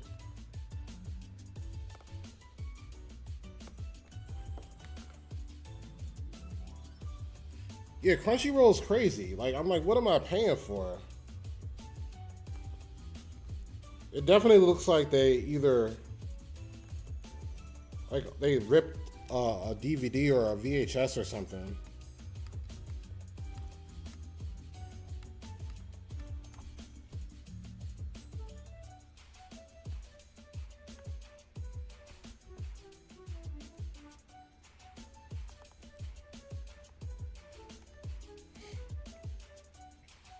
Been trying to rewatch Flame of Recca for the longest and can't get over how bad and washed out it looks. Yeah.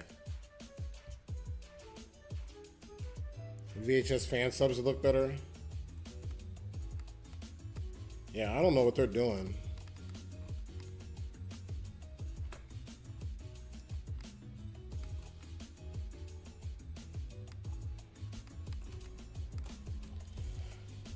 Let's see, can I freehand this line?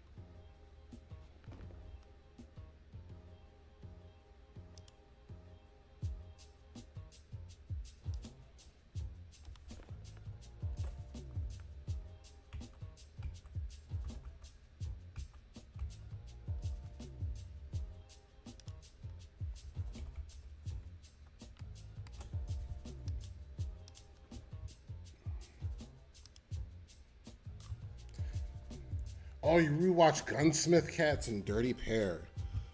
Gunsmith Cats looks crazy. Like, we'll never have any animation that looks like that show ever again. Hand-drawn cars. They have that crazy chase scene.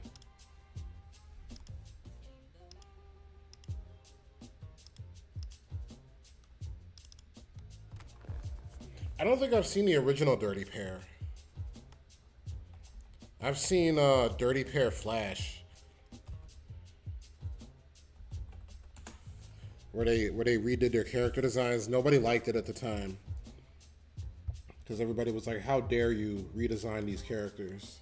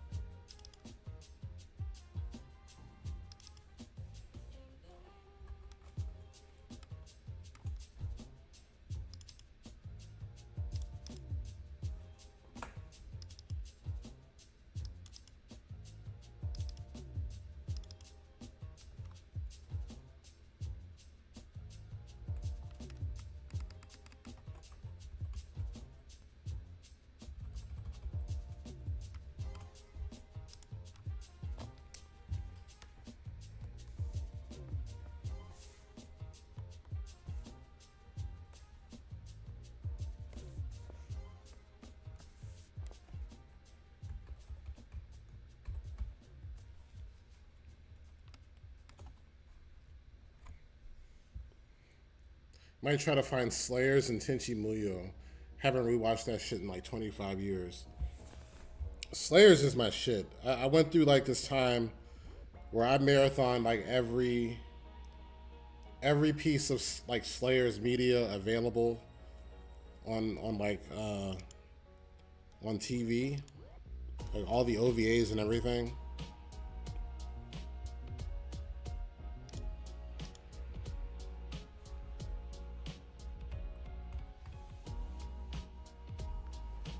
I wish they would make a new season of Slayers. That's one of them shows where they could just like keep making it.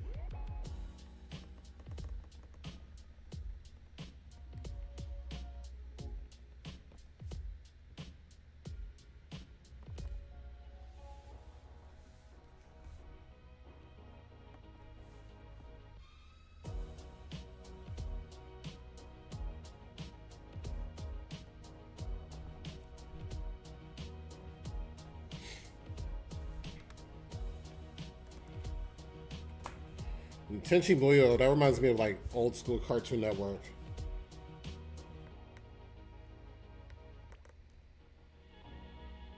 A box set or something.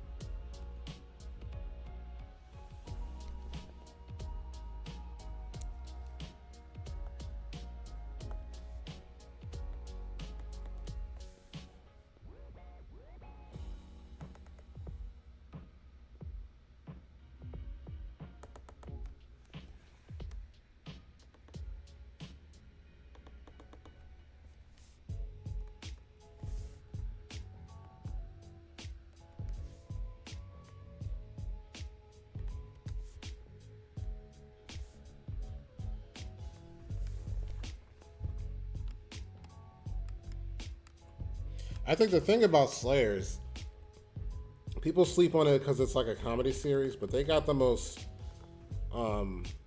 they got like the most in-depth power system in all of anime.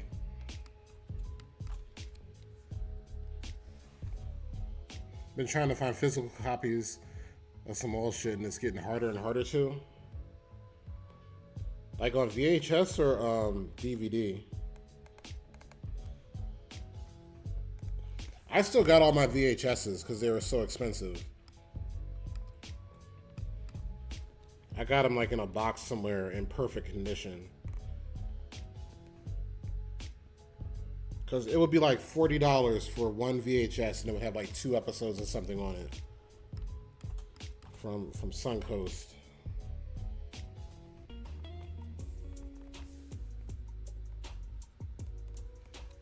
I got some VHSs off of eBay though. It was a while ago, but they weren't too expensive.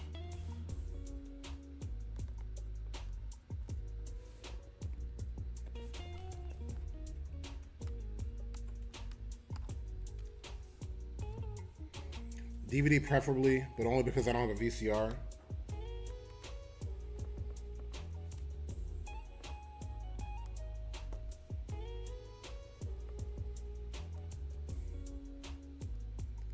I said, I remember those days shit was rough, yeah.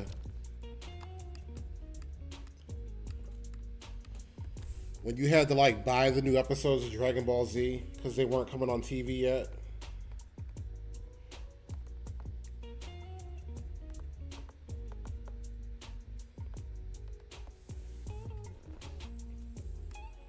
That's what I was doing with my high school job money. Suncoast Video.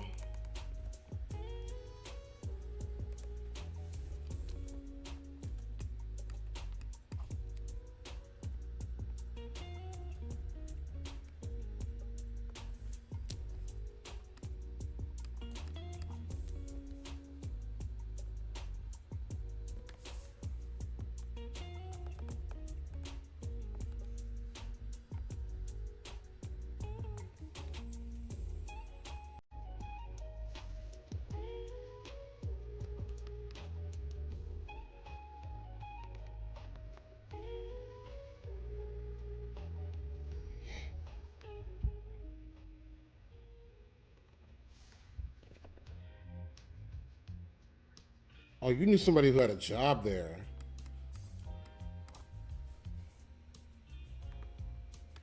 Man, I wanted to work at Suncoast so bad. I was talking to somebody about how in high school, there were certain retail jobs that were considered like high value jobs. Like if we got them now, we would just be like, it's a retail job. But it was like there, Sam Goody, trying to work at like a Foot Locker or any shoe store.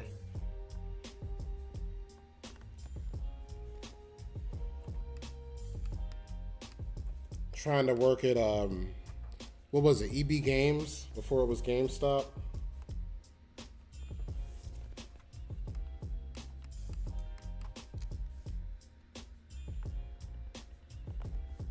They were like exclusive jobs for exclusive people.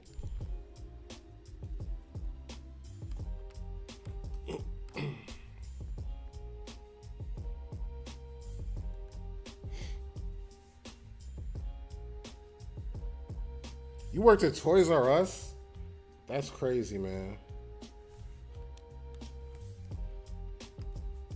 I'm sure it wasn't as fun as it sounds.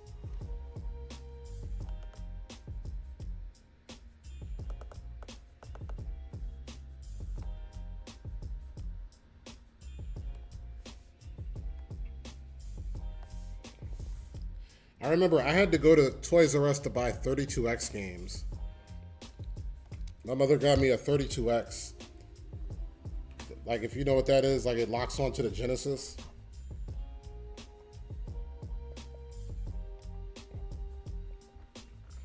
I wanted a Sega Saturn and she got me a 32X. And Toys R Us was like the only place that had 32X games.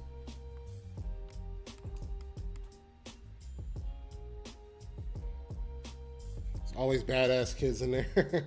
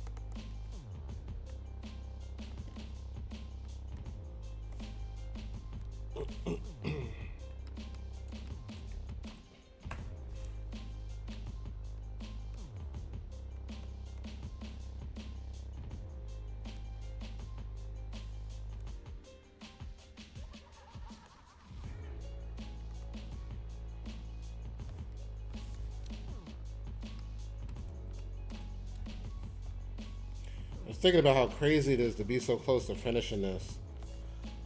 I might take a break and do more comic stuff with Chris Slash, because I feel like I haven't touched that in a long time.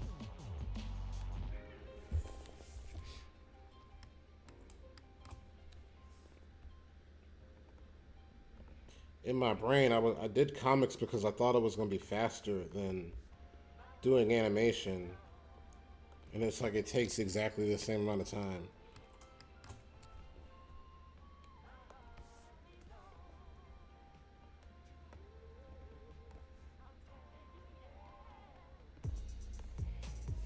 I mean, I guess you cover more ground, you get more story out, but it takes forever.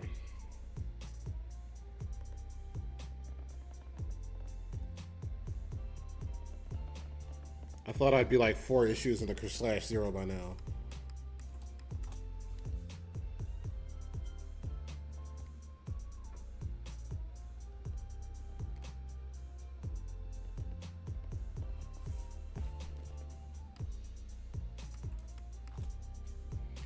Quality takes time, yeah. You're not wrong.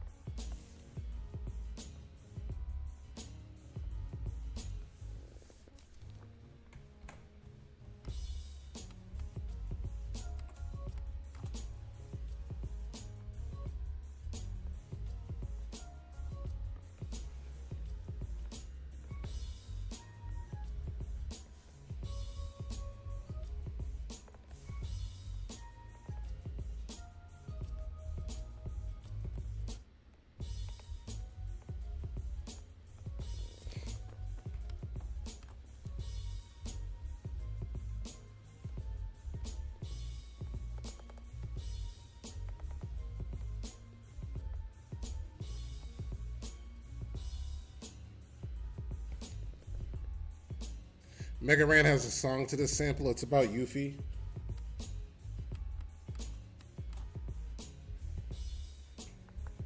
I was sitting here thinking, what is this music from?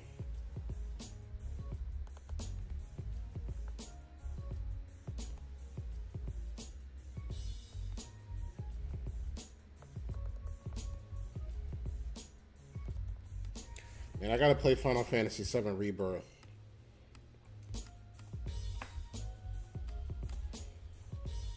It's like, am I gonna get a PS5 just for one game?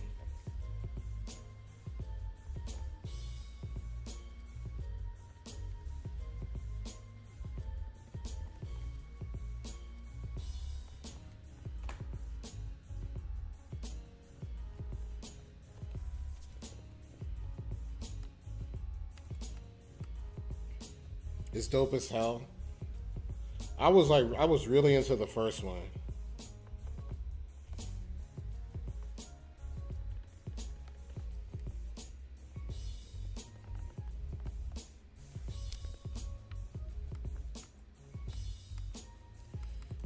It's like you could tell I was into it because I did every single side mission.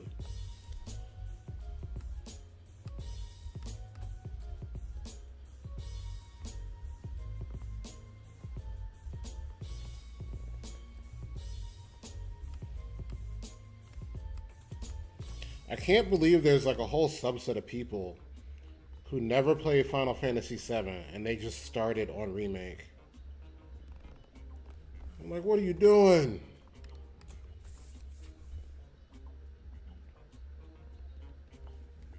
I guess that's on Squaresoft though, or Square Enix.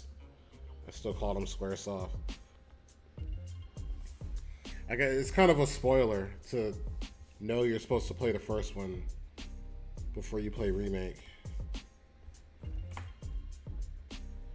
They couldn't call it like Final Fantasy VII Remake, but actually sequel. I gotta finish some more chapters on hard mode and do some challenges for Platinum Trophy, but I know that shit's gonna be a ton of extra time. Yeah, usually, like, RPGs take me a long time to beat. I beat that one real quick.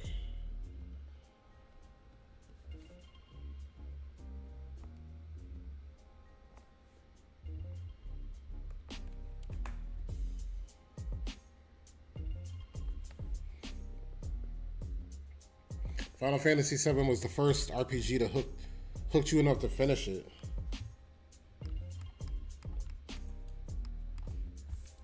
No, the first time I played Final Fantasy VII, I had just finished Chrono Trigger. And like playing that right after Chrono Trigger, it seemed like such an upgrade.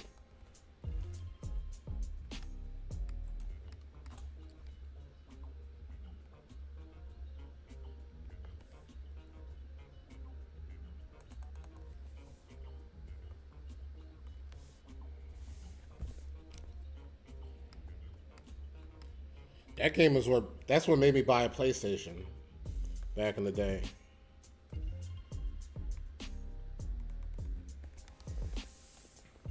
I used to live next door to this dude. His name was Eugene, and he was like a die-hard Nintendo fan. And so when the Nintendo 64 came out, like he had one before I knew anybody else that had one. And I remember he was like, I would never buy a PlayStation. And I was like, you gonna compare Ocarina of Time to Final Fantasy VII?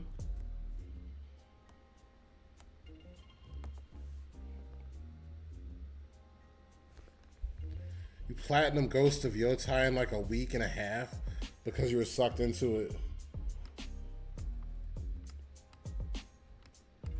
I got Final Fantasy VII on PS1 by trading the dude at school Crash Bandicoot 2 for it. That's an uneven trade. No, when we were in AIW, I had my Dreamcast back when it was like about to die, as far as like in the console wars. And I had I think I had like Redman's album, whatever Redman's album was at that time. I traded this dude this Redman album for Sonic Adventure 2, brand new, and we were both like hella satisfied with our trade.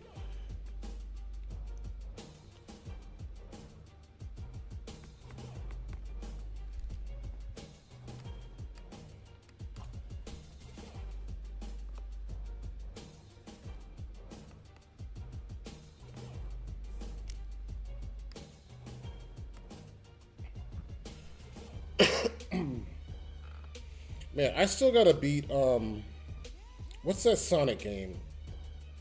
Uh, Sonic Frontiers. I still gotta beat that.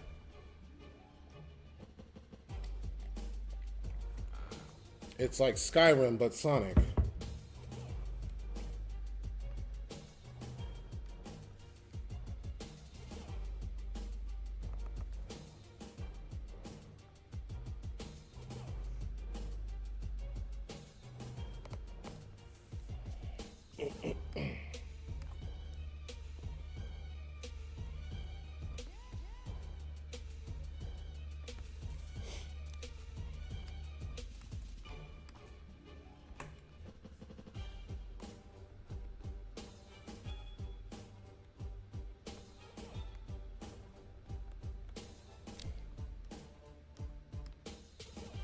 They've released like 100 Sonic games in the last 20 years, and I just keep forgetting to play them.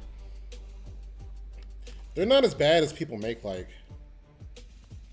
some of them got really bad controls, but like I feel like if you're old school, you know how to sort of circumvent old like bad controls from old games and just play it anyway.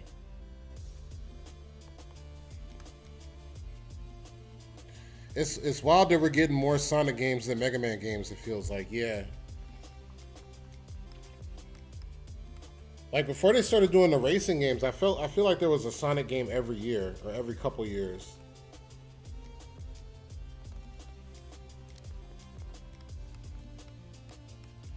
And then there's the Sonic fan games. Because I remember Sonic Frontiers came out right after this Sonic fan game came out, where it was like an open world. Uh, it was like an open world Sonic thing, and it was like photorealistic, and it was like kind of jank because it was a fan game. But I feel like every time some like really high production quality fan game comes out, Sega's like, oh no, mm-mm, and they release something that's like really similar.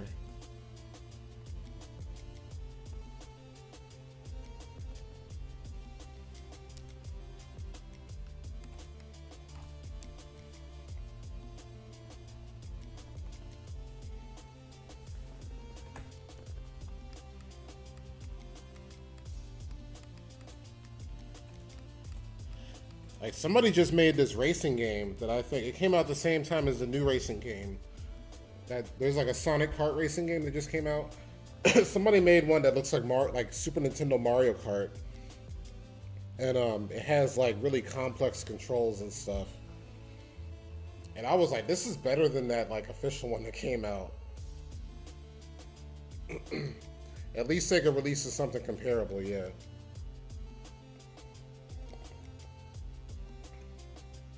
Nintendo just sends the lawyers, yeah.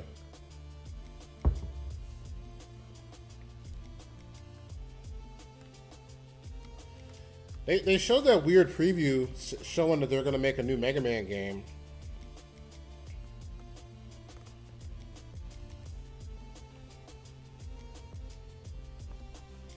They said they're invested in making Mega Man IPs or something.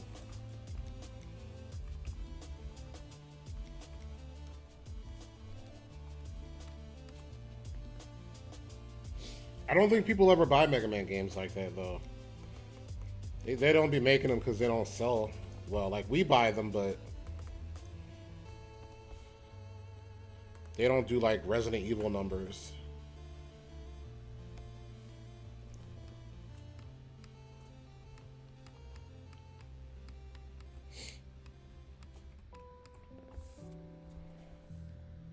Nintendo's crazy. They be suing like regular people for playing emulated games and stuff.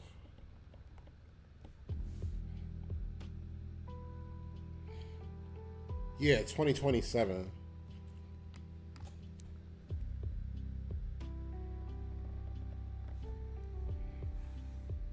Yeah, they do need to make more Mega Man X games.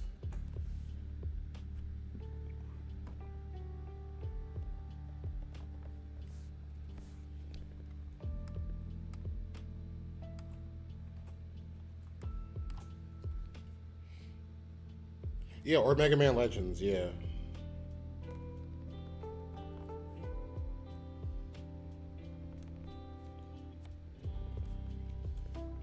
Yeah, I don't know what's wrong with them because everybody wants Mega Man Legends. They could just like crap some shit out and we'll all buy it. If they just put a Mega Man Legends 3 title on it, we'll buy it.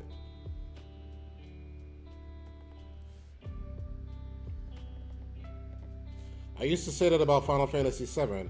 Remember back in the day, I don't remember who it was specifically, but somebody that worked on Final Fantasy VII, he like publicly said that they were never going to remake Final Fantasy VII.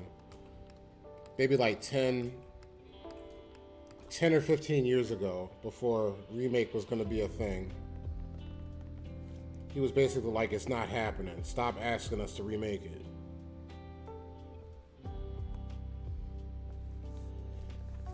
I remember thinking at the time, I was like, don't y'all want to just print money?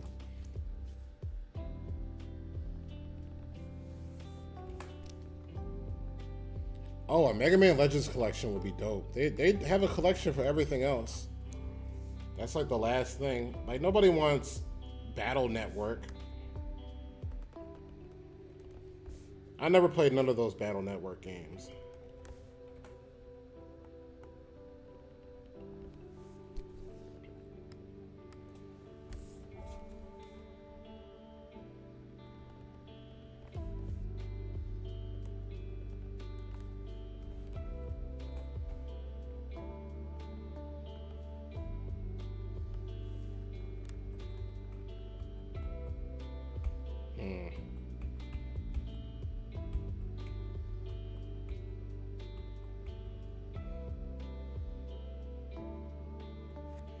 Some weird shit like they don't have the source code for their games anymore. It might be that.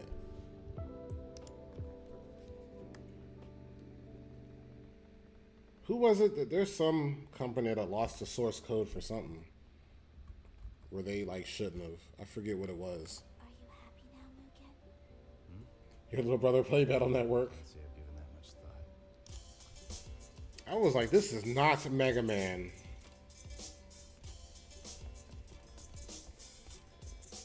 I don't know what this is, but this is not Mega Man. Get this out of here.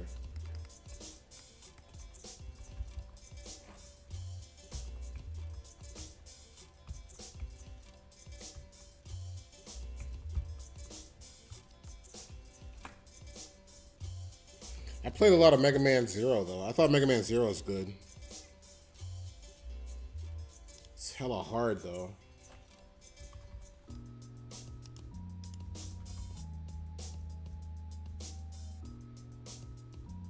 I think it happened for Final Fantasy VIII. When they did the remaster, I think they had to redo some shit. Yeah. You just like lose the source code of like your most popular games.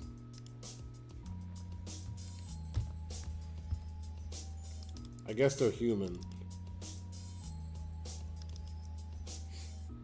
Yeah, Zero was dope.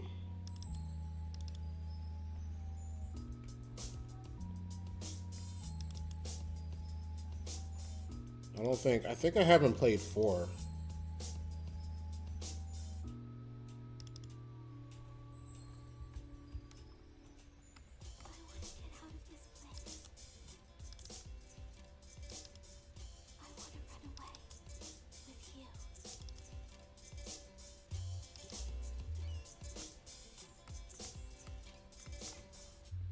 Sorry, but I'm the wrong guy for that job.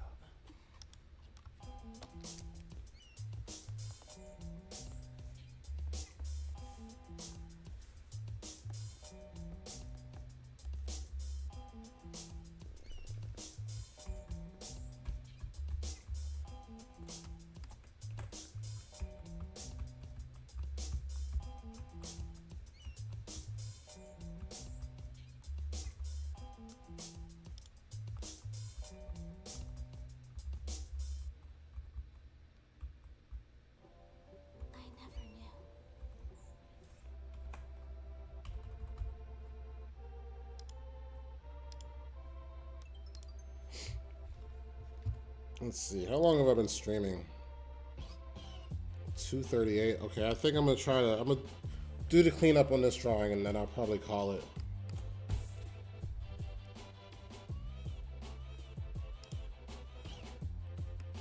Two hours and 38 minutes. That's not bad though. I think that's the longest I've streamed.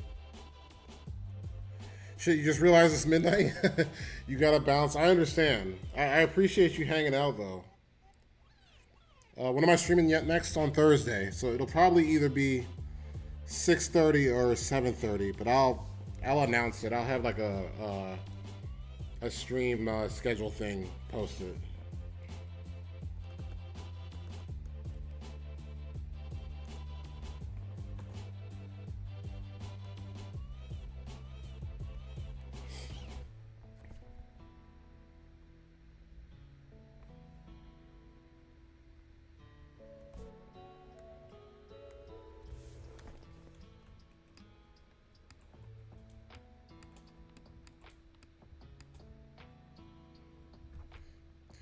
Hey, you're here this time. What's up? Technoplasm? Why can't I read? Technoplasm Productions. What's up, man? Yeah, I'll see you later, man. Thanks for hanging out.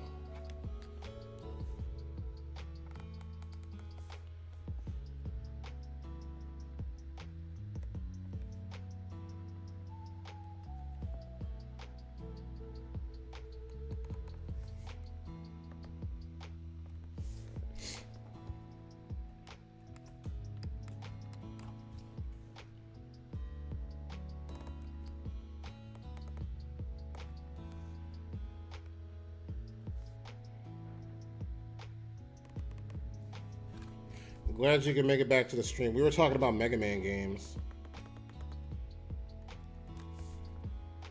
How they need to make more of them.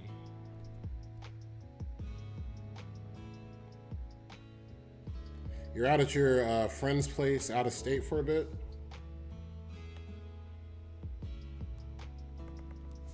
Hopefully, is it for business or pleasure? Hopefully it's like for leisure and not for work or anything.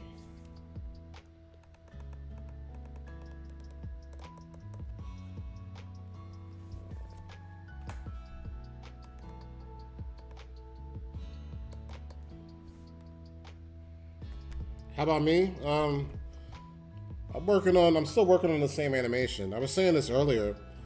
I thought I had 15 shots for some reason. But before I started the stream, I counted. I only have 13 shots. So after this shot, I only have 2 more shots left. And I was kind of flabbergasted. I don't know why I thought I had 15. I feel like I tricked myself into thinking there was more work to be more productive or something. So after this shot, there's a close-up of the rabbit dude sort of reacting to this situation. And then after that, it's just like this zoom-in shot of Alice. And then the whole animation will be done. But even after I finish some of these scenes, I got to go back and fix the scene before this one. Because I kind of skipped ahead on some parts for the backgrounds and stuff. But other than that, it's been good. I worked on some client stuff. I thought I was gonna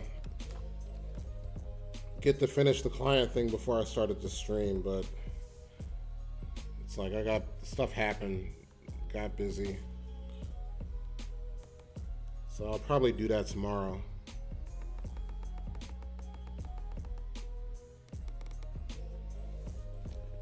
I feel like I've been drawing all day, which isn't a bad thing.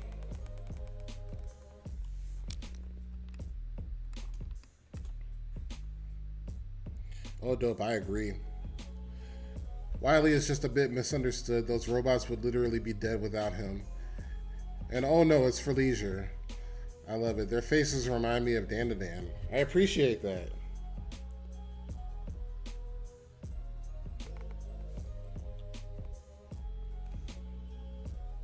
Dawn to Dawn.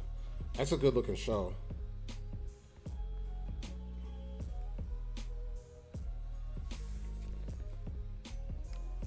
still gotta watch season 2.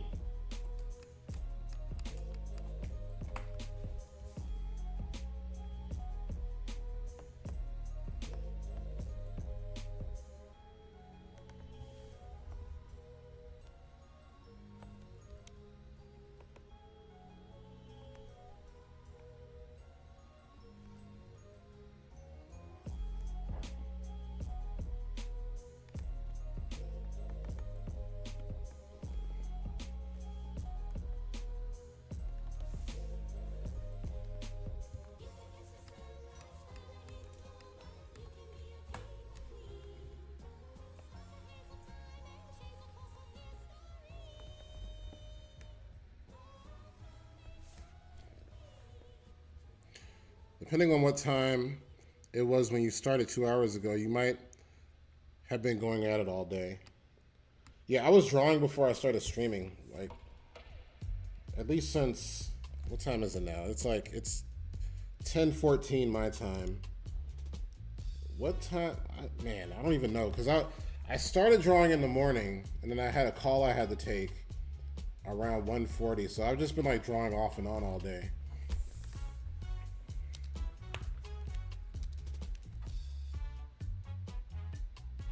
Or at least a decent chunk of it.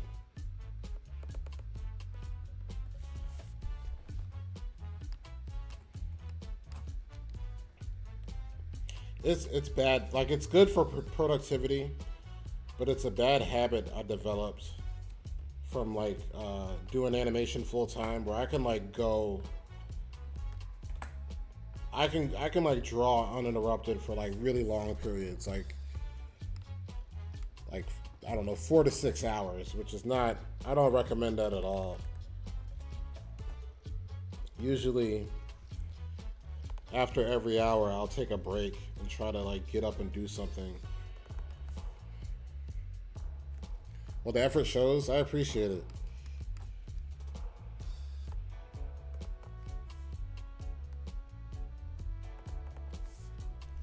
Speed of a production is always measured in like man hours seated continuously at a desk.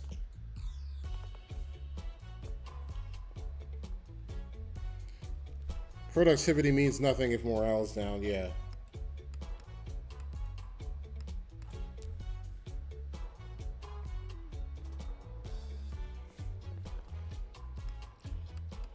Like when I first started out working full time in animation, I was real like neglectful of my own health. Like I would like not eat and just be in one spot for like several hours to just get the stuff pumped out.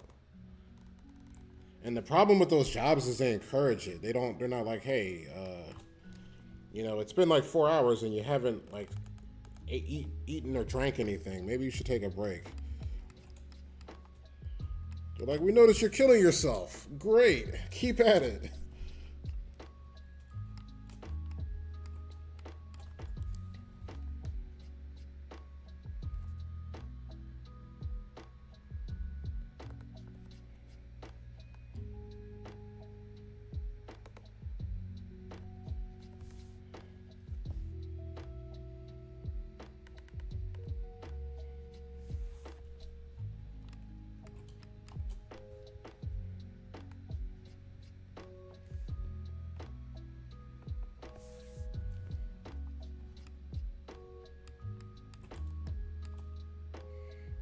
I understand the mindset.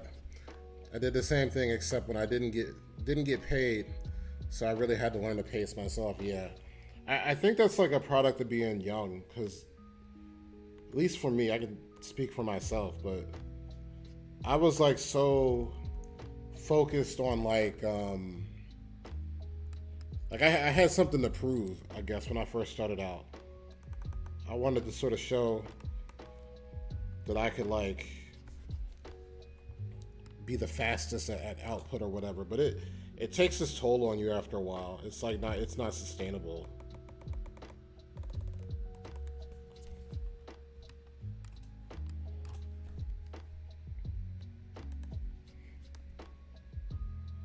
Yeah, my own projects barely require that.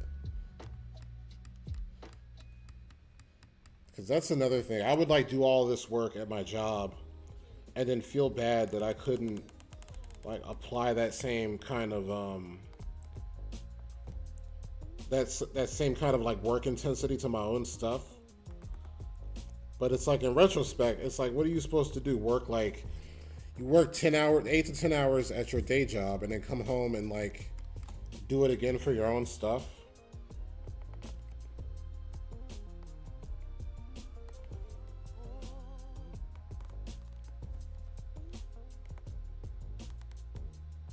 So I had to like get out of that mindset.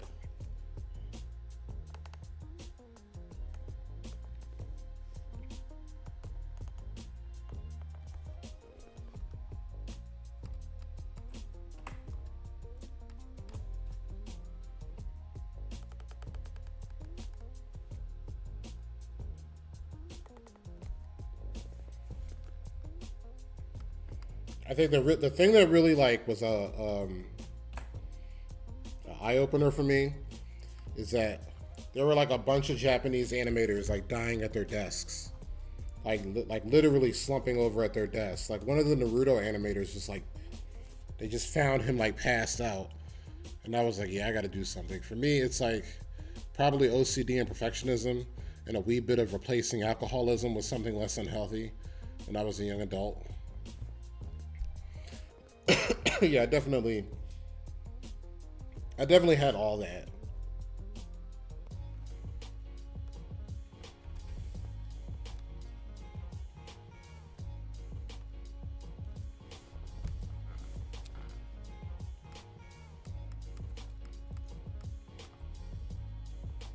It's unfortunate how they work themselves to death. Yeah, it's crazy.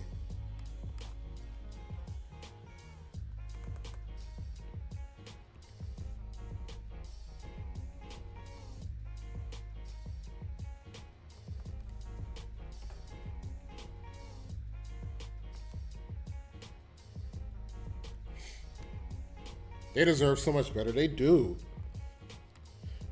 It's like they're literally doing all the work. And like none of the profits from the shows trickles down to them. Like I was saying this, I was talking to somebody earlier about how one of the Spider-Verse movies, I don't remember which one, maybe the first one of them made like $1 billion. And I was like, none of the artists that worked on Spider-Verse are billionaires. Like, they're not even millionaires.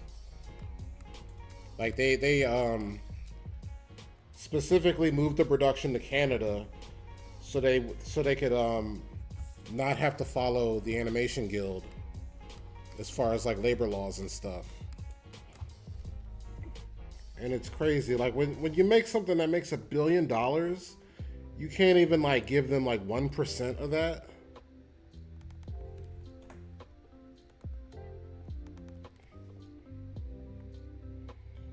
All right, don't even get me started. I can rant about that kind of thing.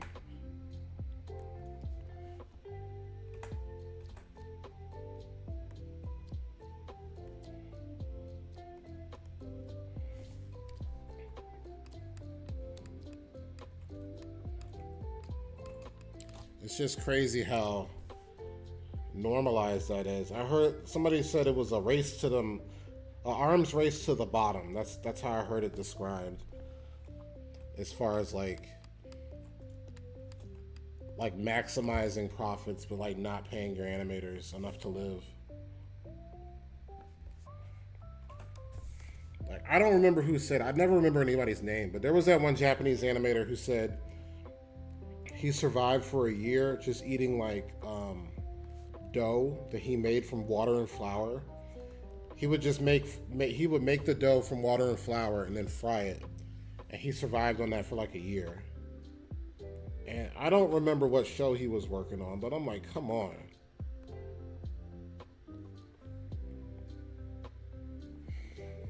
So literally, it's divided up on how much each individual part of a production is actually valued within a Hollywood culture. Animators and voice actors are valued less than actors.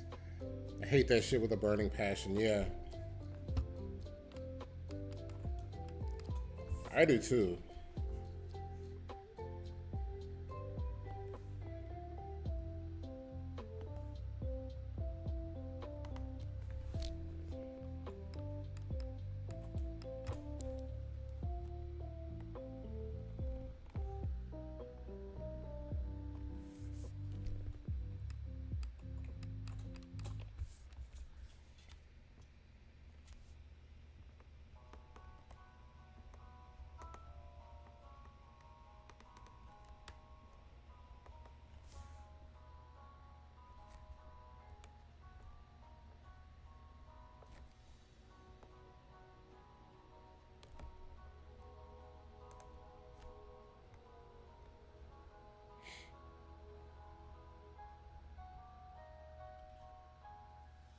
Hard Home City.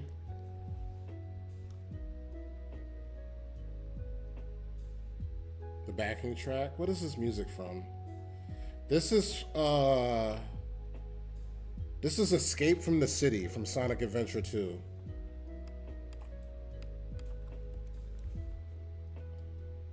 It took me a while.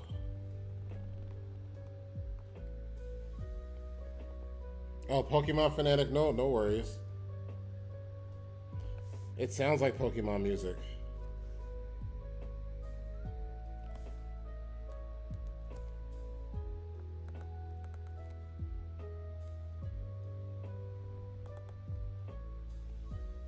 Oh, the previous one before this. I'm not sure. I wasn't paying attention. It probably was, though.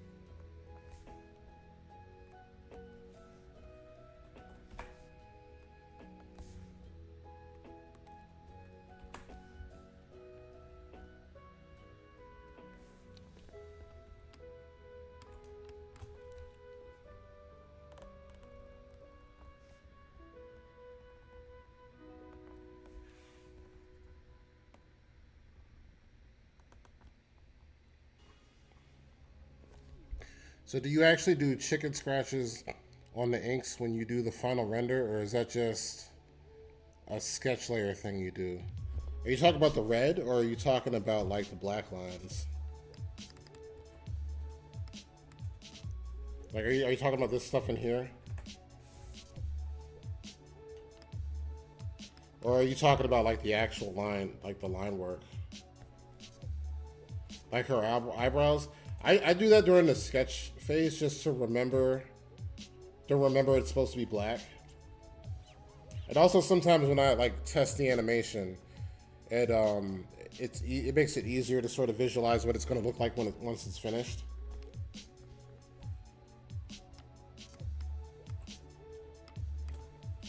But when I do the black, this is all going to be solid black.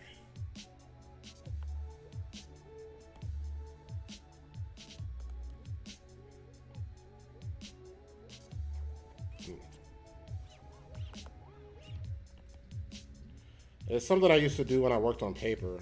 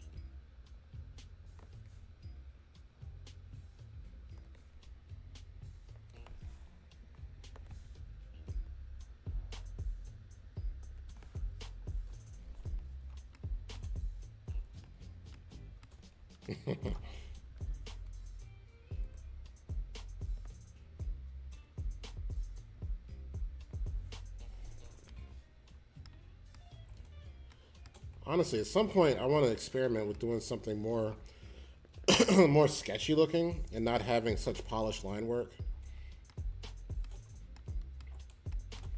Especially working in Blender. I think it suits Blender a little bit more.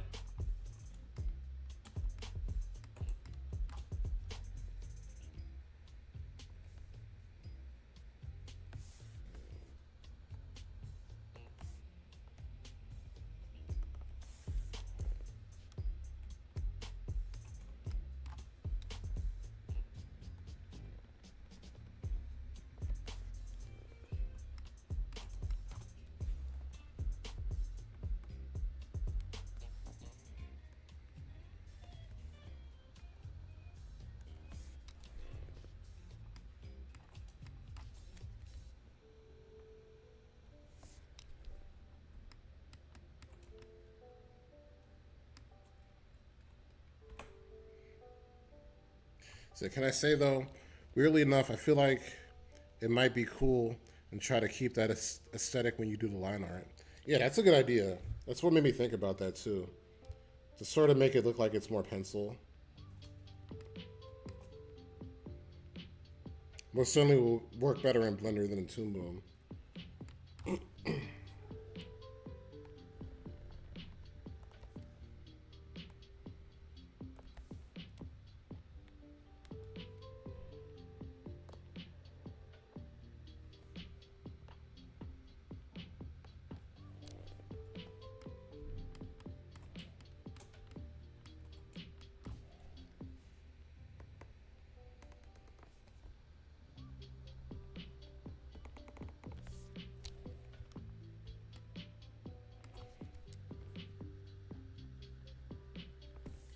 Yeah, I wouldn't mind experimenting with that because I think I place a lot of focus on like having clean lines, and I haven't really done a lot of rough animation in a while.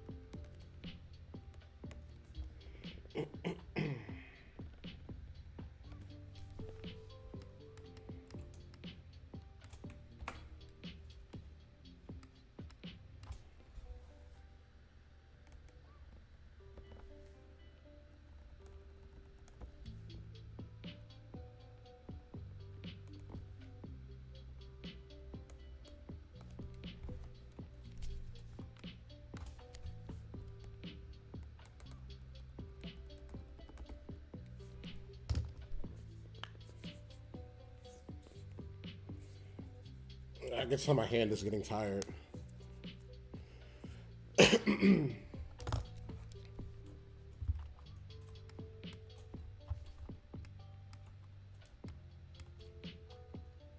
an industry standard to have everything clean, mostly in specific places outside Western animation, but in Western animation it's prevalent.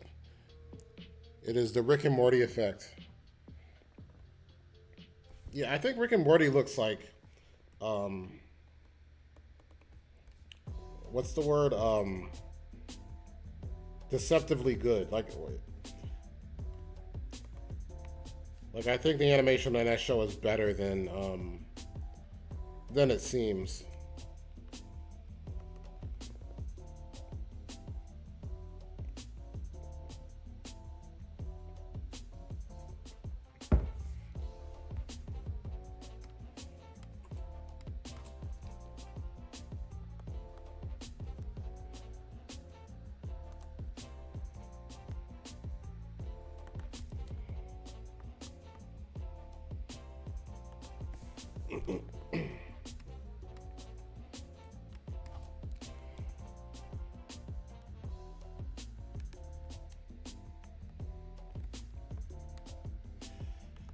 I can tell my hand is tired. I had to get good at like paying attention to the signs of when I need to stop. Like I'm almost done, so I'm gonna keep going. But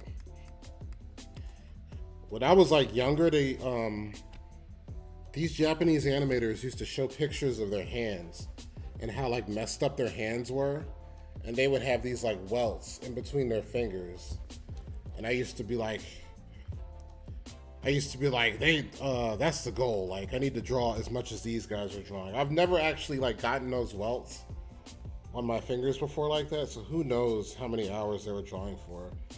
But that's like how crazy I was. Where I was like admiring the battle damage on their hands. As much as I used to adore Rick and Morty, yeah, I haven't watched it in a while either. Okay, don't wear yourself out, man. I want you to stay healthy. Yeah, definitely. Like this is my last drawing I'm gonna do.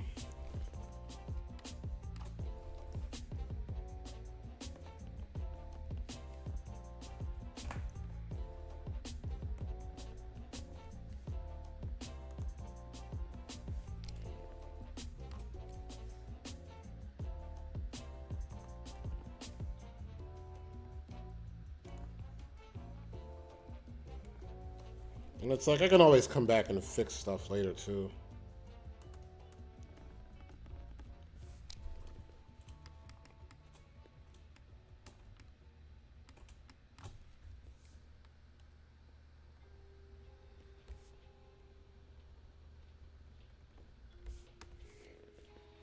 In a twisted way, it is weirdly honorable that they had welts in their hands. Like, you obviously don't want that, but you respect it. Like how old war veterans come back. Yeah, yeah, and you salute them. Yeah. I think that specific photo of the dude's hands was it was from the Blood Plus anime, where the dude had I remember specifically because they did like a season 2 intro, and I think they had like a week to do it or something. And whoever was like the main director of it was like, "Look at my hands."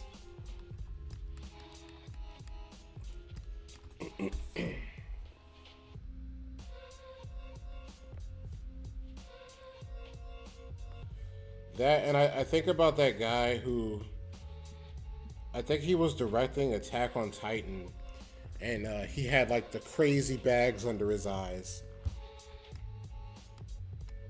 And I was like, there's no reason for like this show to have literal blood, sweat, and tears in it.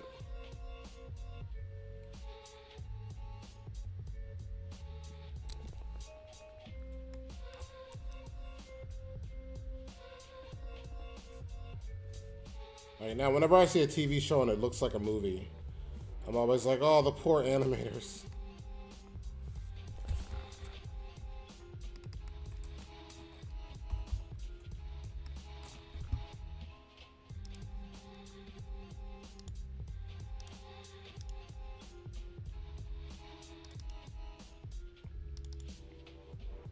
Like, I just said that about something. I think it was Jujutsu Kaisen.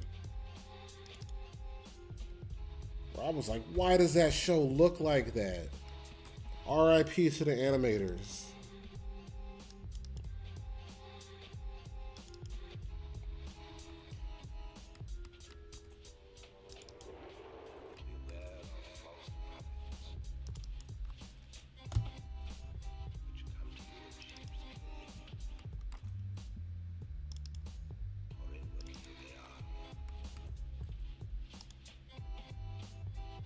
Yeah, because Mappa sucks. I hate how everybody sort of like rewards their bad behavior. Because their work is incredible, and then like everybody expects that level of animation from like everybody now. All right.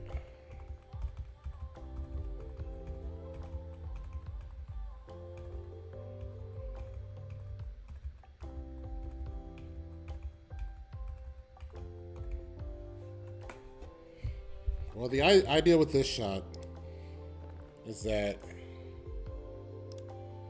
she's supposed to be talking, but it's going to be like a variation of those 3 frames.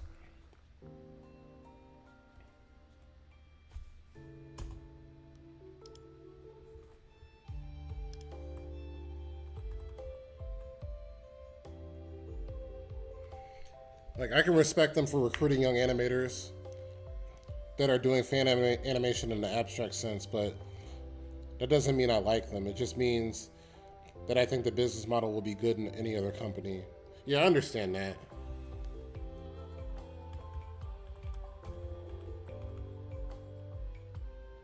Oh, thank you.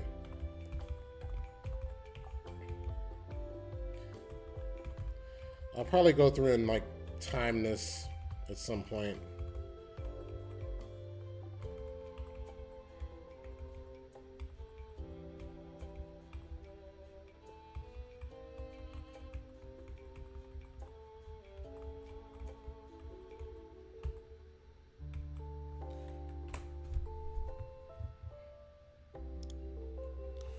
All right, I think I will call it right here.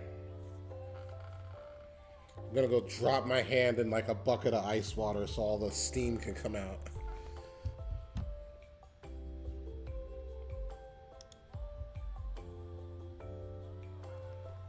So I don't know if you're adding voice acting to this part specifically, but you're gonna want to get that voice line in first. I think. Oh no, there's no dialogue. That's why I kind of did it that way, because there's no like actual spoken dialogue. It's just gonna have music playing over it, and it kind of looks like she's talking. Otherwise, I would have synced it up.